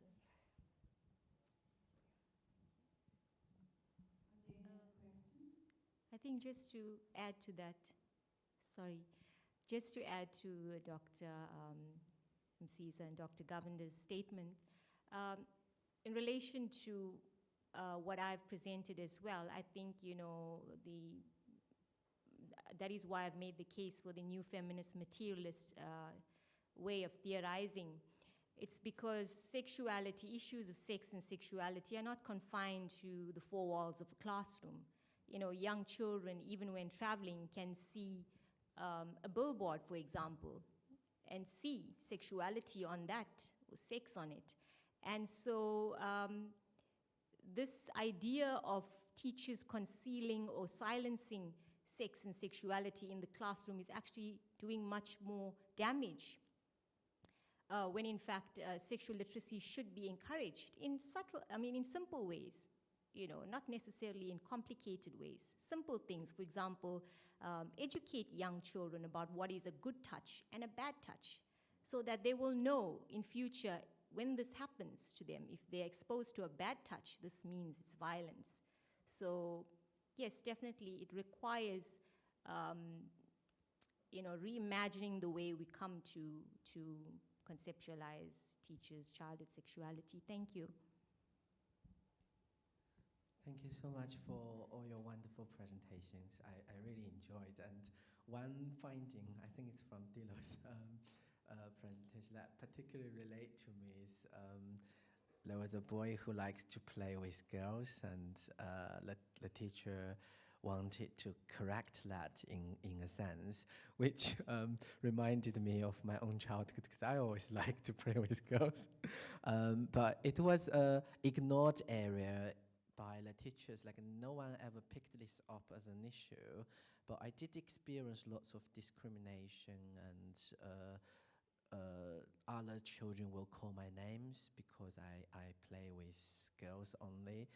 So I just want to ask, what do you think, particularly from this practice, what do you think would be the information to be taken out of that in terms of the work teachers do in the South African context?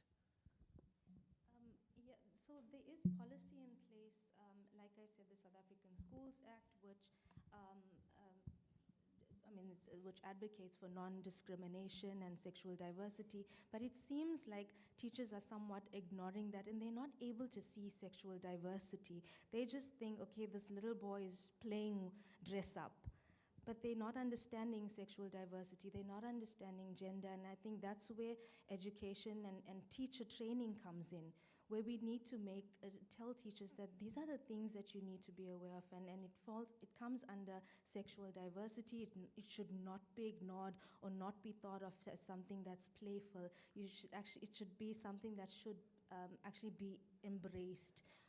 Instead of discouraging little children from expressing alternate identities or alternate gender and sexual expression. So I think it comes down again to teacher training and just encouraging them to, as you said before, reflect on their biases, reflect on their gender subjectivities, know what matters to children, know sort of what children need and how they construct their gender, and probably work from there. Because like I said, much of this stems from unknowing. And then when you don't know, you want to discourage, which is wrong. So I think teacher training and maybe strengthening policies.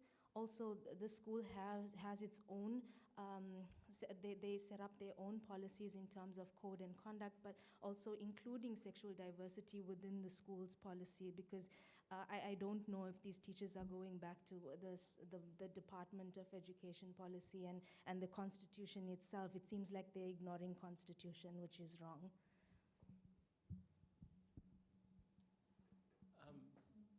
Sorry. Thank you so much, colleagues. That was really fascinating. I think mine is directed towards, I guess, particularly Dr. Msiza, with regards to male teachers in the ECEC. So I'm picking up that there are certain typologies with regards to who should be a male teacher in this in the early childhood education program. And for me, what I'm seeing is there's a certain breed of men that should be teaching, which is typically associated with gayness, so gay masculinity, and the other one that is not. And I'm just wondering, because I'm thinking, I have a 9-year-old son who was 8 years last year doing grade 3, going into a classroom for the first time in his life, being taught by a male teacher. During our initial meeting with the teacher, I took a picture of my son and the teacher, and I posted it on WhatsApp. And one of the comments that I received from different people is, I would never allow my child to be taught by that teacher. And I said, why? So the first one was, 1, he's a man. 2, he has tattoos and dyed hair. So he had blue and different types of colors on his hair. Never mind that when my son comes back home, he's excited. Mr. Smith is so inspiring. He's the coolest teacher ever. I like his tattoos. He told me the story of his tattoos and why he likes that. So there are typologies here that I'm picking up, that there are certain people who should be teaching. And I guess your participants were relatively homogeneous in the sense that they are black. But it seems to be much more relaxed when it comes to white men, gay men, as opposed to the demonized black criminal who is going to abuse, sexually harass, and touch children. If you could maybe touch on those typologies and speak into the range of cultural tools and discourses that society tends to use to make sense of men who teach in the ECE. Thank you. Thank you, Dr. Ngidi. I'm going to start with the last point, and it's we follow each other on Facebook. I'm sure you've seen this. And I wrote about it in my PhD. The swart gevaar, that black men back in the days, they were deemed as. And I know it's going to get me into hot water. And I've been collecting cases that recently we necessarily about race, but it's how men think, and not all of them, but how other men think. And I think that's one area that we need to touch on, because in this country, I can guarantee you, we haven't written so much about white masculinity, and we need to do that. And with regards to the typologies of men teaching in ECD, I wouldn't say they are typologies, but because in the masters, I discovered that other men who get into the foundation phase, they see themselves as macho, hegemonic, and their perception is, we are going there to be role models. We're going there to be father figures. Yeah, and in the PhD, it was totally a different voice. In as much as they touch on that, but the study was more focused on care.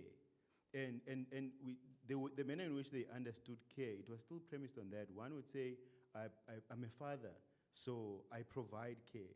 But one thing in which they all emphasized was the provider discourse, that men view care from the provider perspective, that when I have provided money and provided groceries, then I've provided care, and ignoring the emotional and intimate care. There's another perspective, as the one that I presented, that if you are teaching in the foundation phase, then you are assumed to be gay or feminine. So there are two views. It's either you are masculine and wanting to be a father figure, or you are feminine. So I think in the current context that we live in of social media and so on, our children are exposed to all sorts of hairstyles and tattoos. I don't think it was a right comment to make, because even if you remove the male teacher, they will still see it elsewhere. They'll see it on TikTok, they'll see it when you go to Woolies or at the mall. So it's about how we teach our children about the social aspects around us, as opposed to making it about gender. And as I said, I know some of the teachers who are openly gay and who are doing amazing work in early childhood education. And their appearance is, they are expressive as they wish. So they dress according to how they want, but they are doing amazing work. And it is expected that there will be a backlash from parents, but I think we don't have media exposure or media presence on men who are teaching in early years. DAV South Africa is trying to work on caring masculinities and positive masculinities, but I don't think their work is that impactful. And there are other organizations, and I remember I was with Professor Bana in Pretoria, and an organization presented.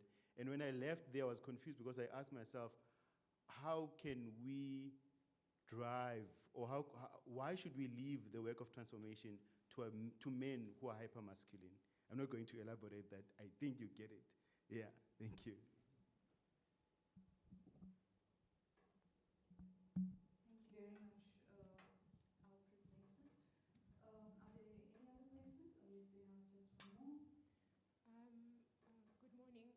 I think my question is just for everyone. I just want to know that as upcoming educators, ECD educators, how can we as teachers educate young learners about gender and sexuality without overstepping or overexposing them maybe at a young age?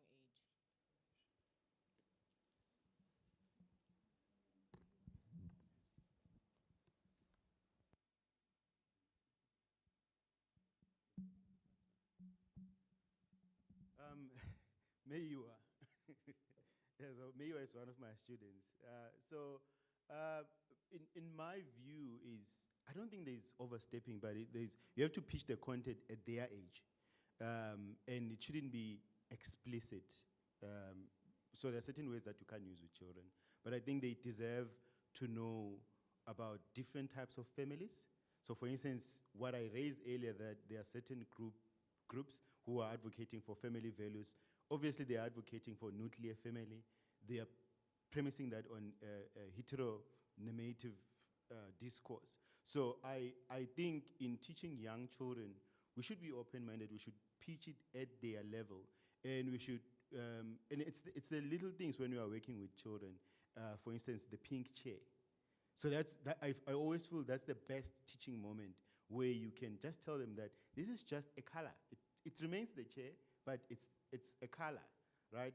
And I think it's those little things that we need to touch on in the early years.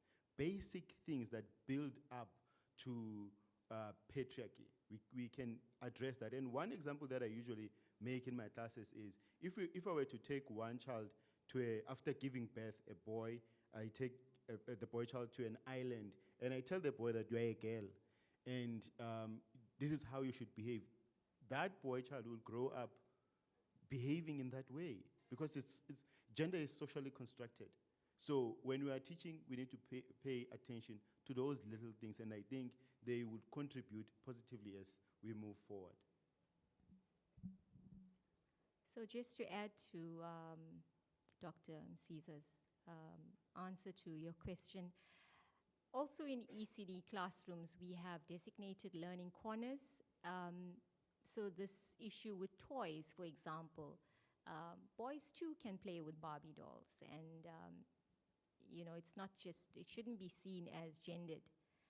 I think it's the little things like that.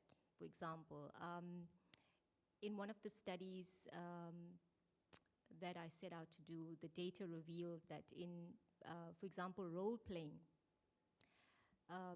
a boy depicted the way his father behaves in a household that was quite violent. You know, it was coming from a broader place. So instantly, at that instant, you know, as a teacher, we should address these things in very small steps, that, okay, violence, this is not right, and, you know, we should basically steer them away from this. Try to change the way they come to think about these things, because it really does start in the early stages, not later on. So, thank you. I think probably setting up and encouraging a gender fluid classroom where you would encourage boys and girls to engage in the same activities. I'm sure you've seen that if a boy takes a book on princesses, then the other boys laugh at him. So I think it comes down to how you as a teacher manage that. Again, it comes down to how are you going to make your classroom gender fluid and encourage boys and girls to engage in the same activities and try and eliminate discrimination. I know it's very difficult, especially in terms of when you spoke about developmentally appropriate education for young children. We really get a lot of backlash for that. You know, what do we teach the children? Parents, I know there's a basic education law amendment, the Bella Act. I'm not sure if you heard about that. It's been going around, and teachers themselves are opposing that law, where one of the amendment there is that to introduce comprehensive sexuality education. So teachers themselves are not supporting that act, and parents too. So these are some of the challenges, but I think as a doctor said, that just trying to navigate it in a very in a way that the learners can understand, young children can understand, and not overly exposing them to things. Yeah, I just want to, I remembered something, that the concept boys don't cry, or indoda ikhale, men doesn't cry, it's something that we constantly have to challenge, because, and in my classes I often use that example as well, that we need to let boys cry, because it's humanity, it's nature. So cry and let it out. Tell them to cry, and we all know that when you cry, you actually feel better. So because if we don't, then we are creating zombies that are going to give us problems later in life. Yeah. So I think those basic little things, just like boys don't cry, that's what we need to challenge. Thank you very much. Oh, yes, we do have a hand, I see. Greetings, everyone. My question is it's not on the topic at hand. It's regarding Dr. Janak's presentation. I noticed on your methodology, you said you'd be using Berner and Clark's thematic analysis. But when you showed us the excerpts, the one that you didn't discuss, it included drawings. So I'm actually, for my PhD study, I'm also aiming to use the visual methodologies. So in your opinion, do you think will we be able to infuse Vernon Clark's work with the visual methodologies, or it's going to be problematic with the NFM lens? Hi, Sandile. Thank you for that. So indeed, Braun and Clark's thematic analysis can be used.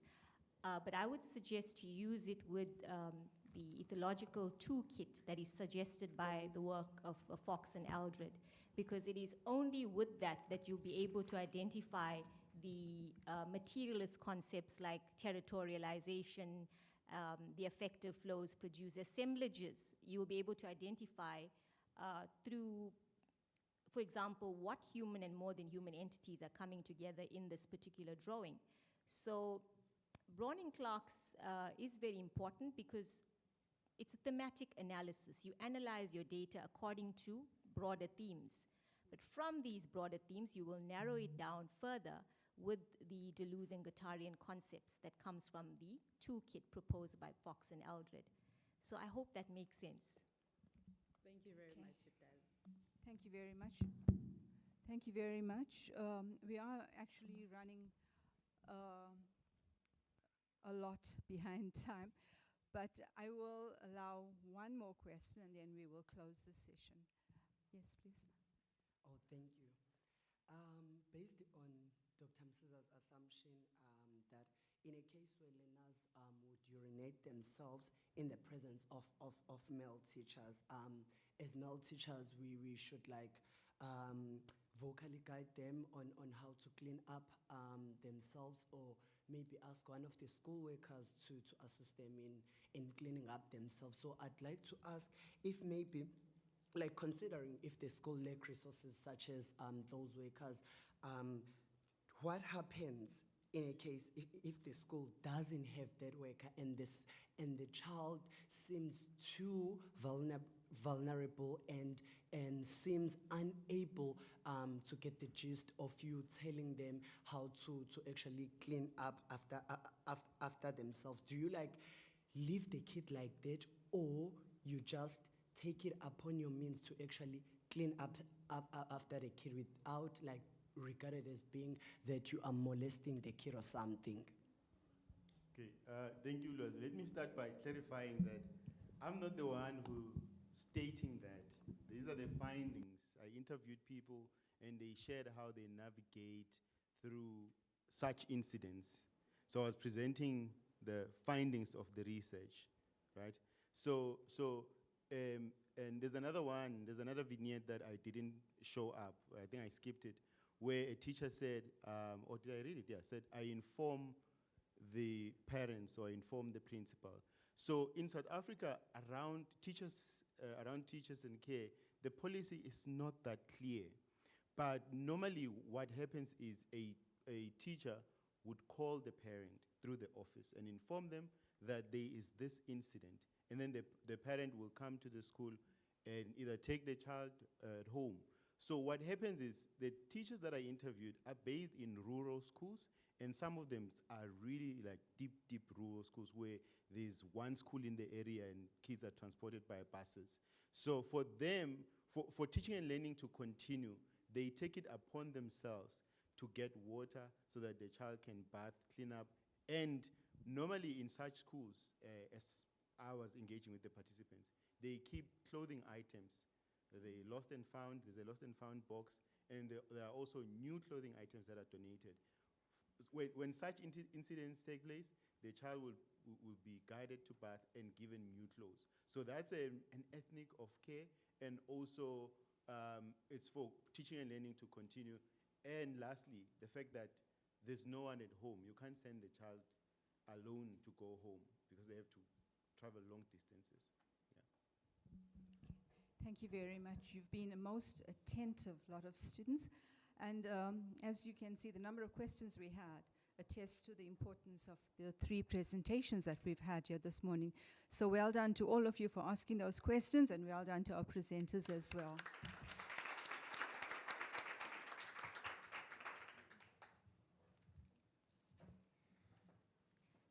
Thank you, Dr. Patsy. I'm delighted to chair this session today, titled Children Negotiating Gender and Sexuality at School. In this session, we have 2 presenters, Dr. Shraista Musa and Dr. Patsy Junarine. The first presentation is by Dr. Musa. Just to introduce Dr. Musa, she is a senior lecturer in the School of Education at UKZN. Her research focuses on exploring the need to increase men's involvement as teachers of young children in the early years of schooling. She has published in leading international journals, including Oxford Review of Education and Gender in Education. I'm delighted to hand you over to Dr. Musa.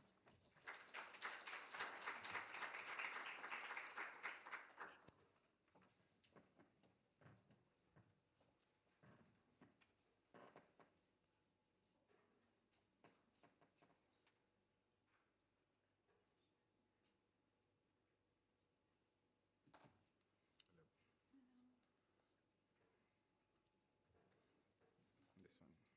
Yeah, thank you. Okay. I'm just gonna use these guys to navigate.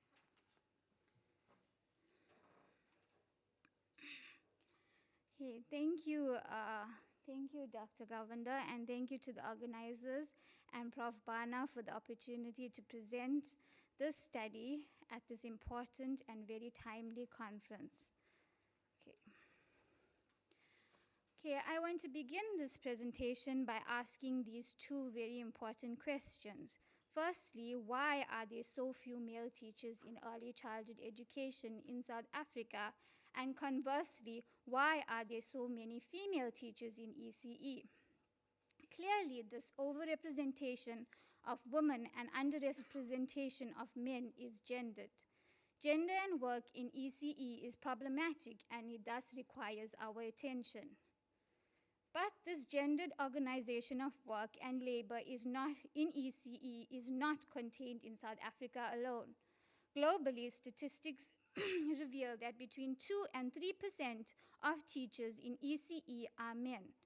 And this underrepresentation of men in the ECE workforce has been largely attributed to the feminization of the profession and the construction of ECE as women's work. With few exceptions, we know little about why this is the case in South Africa, and even more pronounced is a lack of attention to those who matter, and more especially, and this includes, children themselves in early childhood education.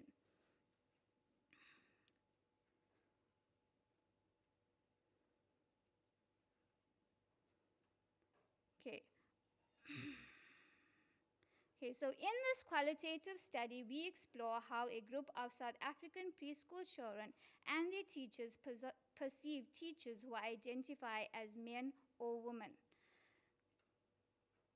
Before I get into presenting the study, I want to first offer some contextual insights into gender and ECE teacher identities in South Africa. So in South Africa, we know that 79% of primary school teachers are women, and as mentioned by Dr. Vusi, less than 10% of men are in ECE. ECE is often considered as a nurturing and mothering profession that is better suited to female teachers than male teachers. And here, the legacies of colonialism and apartheid, cultural practices, and heterosexual male violence in South Africa coalesce in ways that contribute to gender disparities in the ECE teaching profession. I want to discuss each of these in further detail. Firstly, let us look at colonialism and apartheid. Firstly, the attachment of women with childcare and the detachment between men and children during their formative years is influenced by the legacies of colonialism and apartheid. For example, colonialism and apartheid disrupted Black family kinship systems through a migrant labor system, and this was also mentioned by Dr. Msiza. Here, the father as a breadwinner role became more dominant than others. What this did was create a physical and emotional distance between children and their fathers. And here, it also created a focus on men as financial providers and women as caregivers for children. And of course, this has implications for men in ECE, which often results in the blurring between ECE and a mother's role as a caregiver, and a dissonance between provider masculinity and ECE and, of course, men.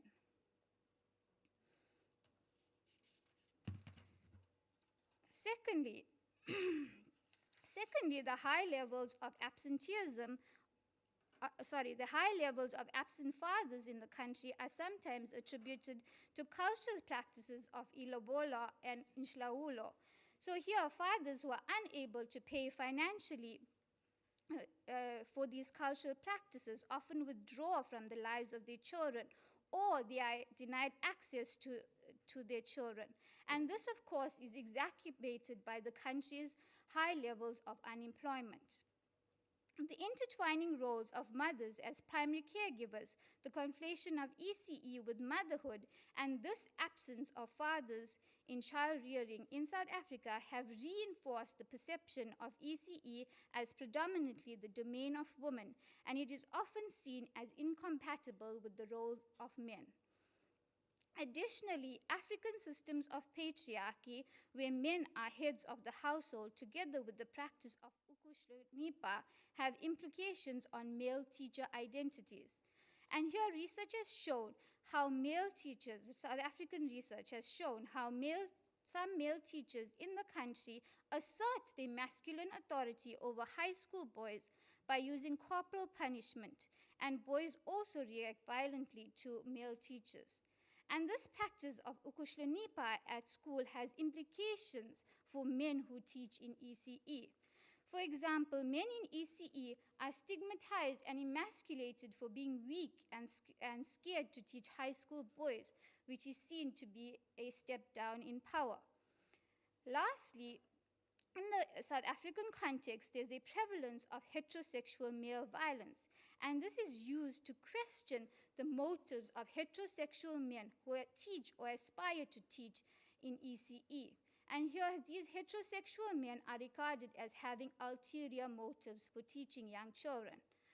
They are considered as a sexual danger to young children, particularly girls, and this is, of course, situated within a context where heterosexual male violence against women and girls is rife. And this very same prevalence of heterosexual male violence against women, girls, and other men is also used to recognize the transformative potential of masculinities via the presence of men in ECE.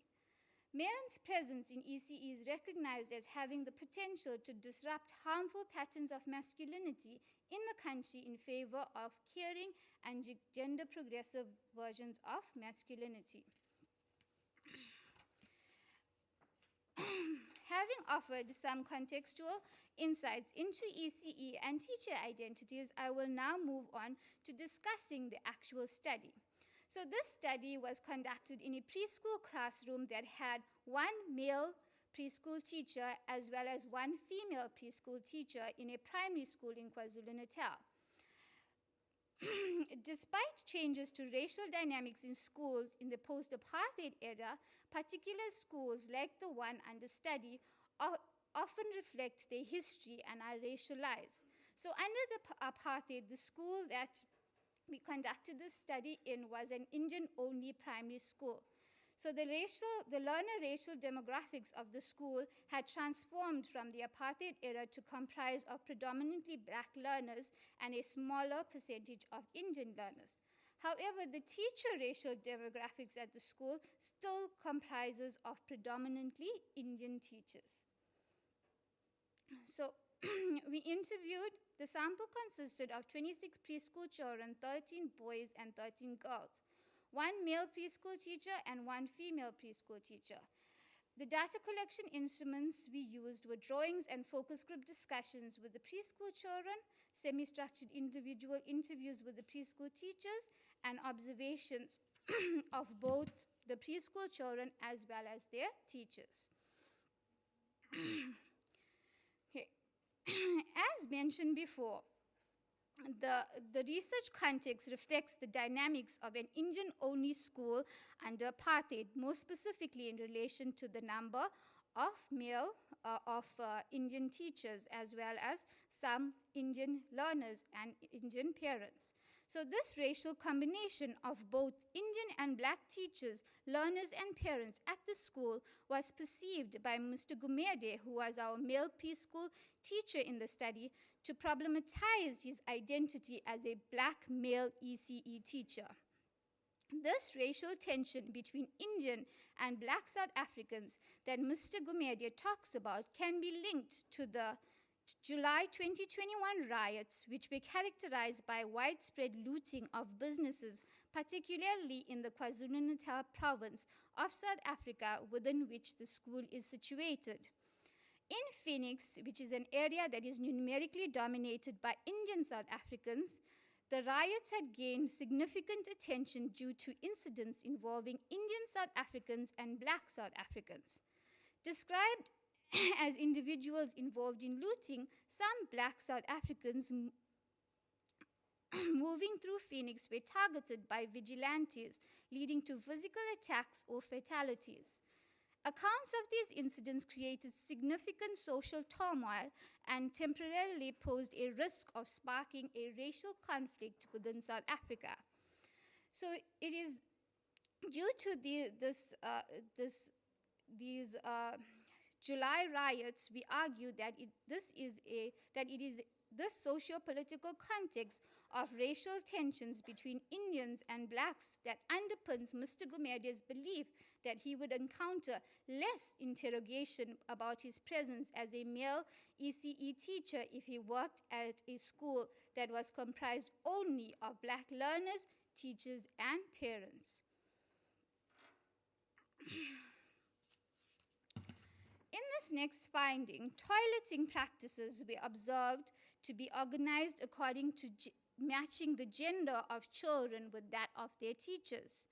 Mrs. Pillay explained that this practice as different from normal treatment of girls and boys. So she had said that they treat boys and girls equally, but when it came to toileting practices and toilet routine, there was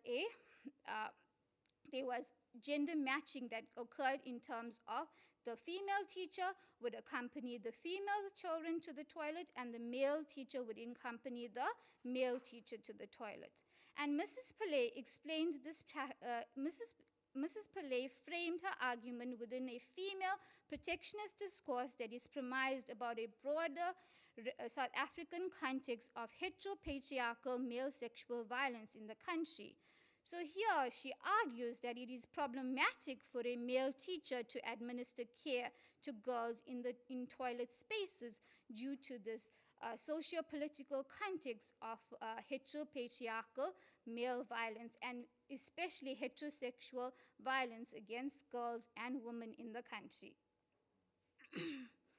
The male teacher in the study further reaffirmed this protectionist discourse, but here he framed male teachers, or men rather, as a violent danger to both boys and girls inside toilet spaces.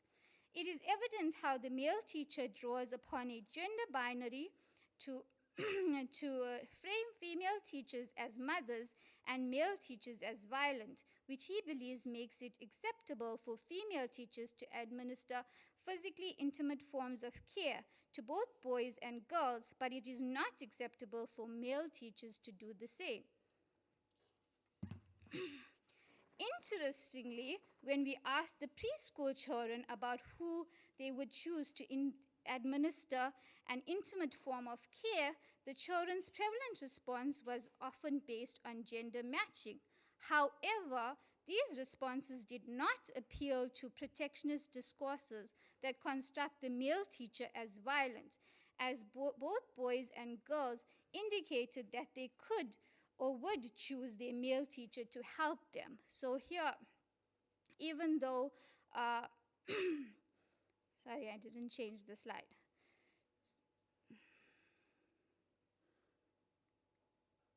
Okay, I think I'm missing one slide here, but it's fine.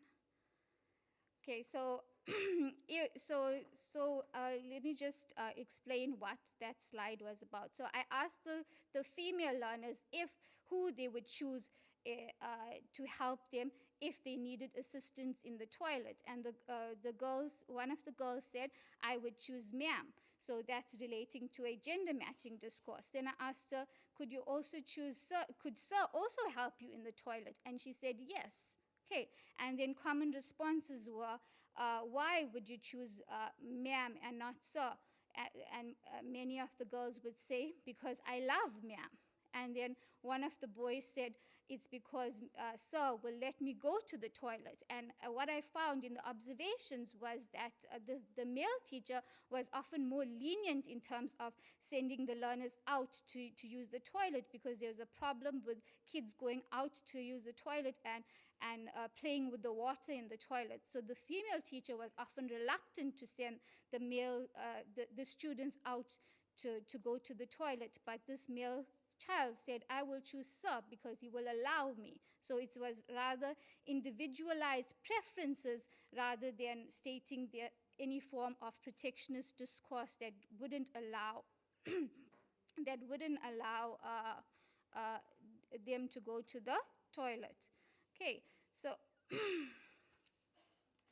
so we also argue that gender matching during toilet practices by the teachers themselves may have influenced the children to respond in ways that match the gender and of themselves and their teacher. Additionally, children relied upon individualized preferences in terms of who would administer care to them in the toilet. Overall, none of the children in the study pointed to any form of protectionist discourse that indicated that the male teacher is a danger to them and thus could not administer care to them if they needed assistance in toilet spaces. Okay. One finding that especially stood out in the responses with our focus group discussions with the children was the differences between their male and female teacher was a constant reference about their male teacher not hitting them. So I asked them to why do they love their male teacher and why do they love their female teacher? And more often they would say that I love sir because he teaches us and he does not hit us.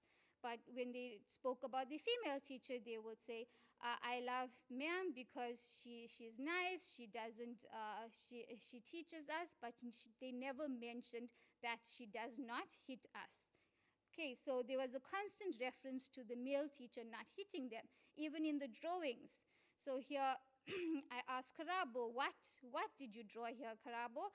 And she said, I drew sir, two sirs, sir is talking. And the two ma'ams, what are they doing? They are also talking. The children are sitting down. If they're making naughty, ma'am makes them stand up and pulls them into the naughty corner. But in relation to sir, she said, sir is sitting and laughing and sitting down and he does not hit children. So there was a constant reference to their male teacher loving them and not hitting them. In analyzing these findings, we consider how children's constant reference to their male teacher as nonviolent can be attributed to the rampant performance of male violence and violent forms of masculinities in contemporary South African society. So here, the presence of a male preschool teacher in the classroom, we argue, disrupts children's exposure to violent men within a broader societal realm, and perhaps even at other immediate spaces such as their home environment, thus resulting in their constant reference to their male teacher not hitting them. Moreover, whilst these findings demonstrate how children's exposure to alternative forms of masculinity in the country is indeed significant towards developing peaceful and non-violent forms of masculinity, the finding also presents how children's perspectives are likely to still be formulated alongside the notion of most men as violent, thus resulting in the constant reference to their male teacher as non-violent, as his performance as a non-violent man lies outside of the norm that they may be used to within a wider South African context and perhaps even at other immediate spaces within the children's lives outside of school. Okay. In conclusion, we argue that there is a need to dismantle the aggressive and violent portrayals of men within children's experiences. South African media houses could wield significant influence by refraining from sensationalizing reports of male violence in manners that unjustly portray men as homogeneously being prone to violence and aggression. Additionally, we argue that media houses have large-scale influence to transform ideologies of violent men by promoting narratives that also demonstrate alternative, caring, and progressive forms of masculinity in the country in order to challenge stereotypical notions of men. The development of more inclusive care narratives in ECE settings which acknowledge and normalize that all genders, and not only women, across the gender spectrum can optimally and safely administer intimate forms of care to children as part of their job responsibilities is extremely important. Further to this, research into ECE and children teacher identities must continue to highlight the pivotal role that children play in cultivating a more inclusive and diverse ECE workforce. And I also note that Dr. Msiza also noted in his presentation how the one child himself said that I want the sir. He chose the male teacher. Okay, it is us who have these preconceived ideas of male teachers as being a danger, whereas the children themselves do not regard their male teachers as dangers or as a threat. Finally, this shift envisions an ECE landscape where performance evaluations of ECE teachers are untethered from gender stereotypes, refraining from dictating their competence based on gender norms. Thank you.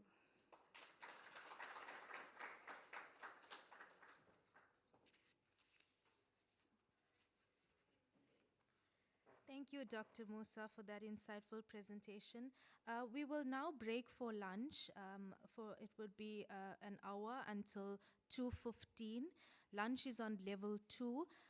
Please may you think of any questions you have for Dr. Musa over lunch, and when we return, we will continue with session 2 with Dr. Musa and Dr. Junarine. Again, lunch is on level 2, and we will be back at 2:15. Thank you.